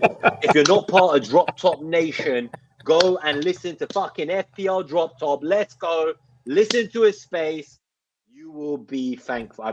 I'm just trying to act like him, but I'm not as cool as him. Go check out FPL Drop Top on Twitter. Listen to his spaces. He's even better than us with how much he can talk. He can talk for both of us, Chris. I was in awe. God. I listened to his space when I was driving to Juice yesterday, and I was like, damn, this guy has energy. Fuck me. Cool. All right. We've said as many curses as we could. Good night, everyone. May your arrows be green in Game Week 21. Enjoy the rest of your week. We will see you back for the next show in a couple of weeks' time. And thank you so much for Craig for coming on. You can find him on X or Twitter at manonpod_Craig, and obviously on his main show, Man on Pod. Thank you so much, Craig. Good to see you, Chris. Get some sleep. And thank you to all the callers in the chat. Thanks, Craig. Cheerio, guys. See you soon. Peace.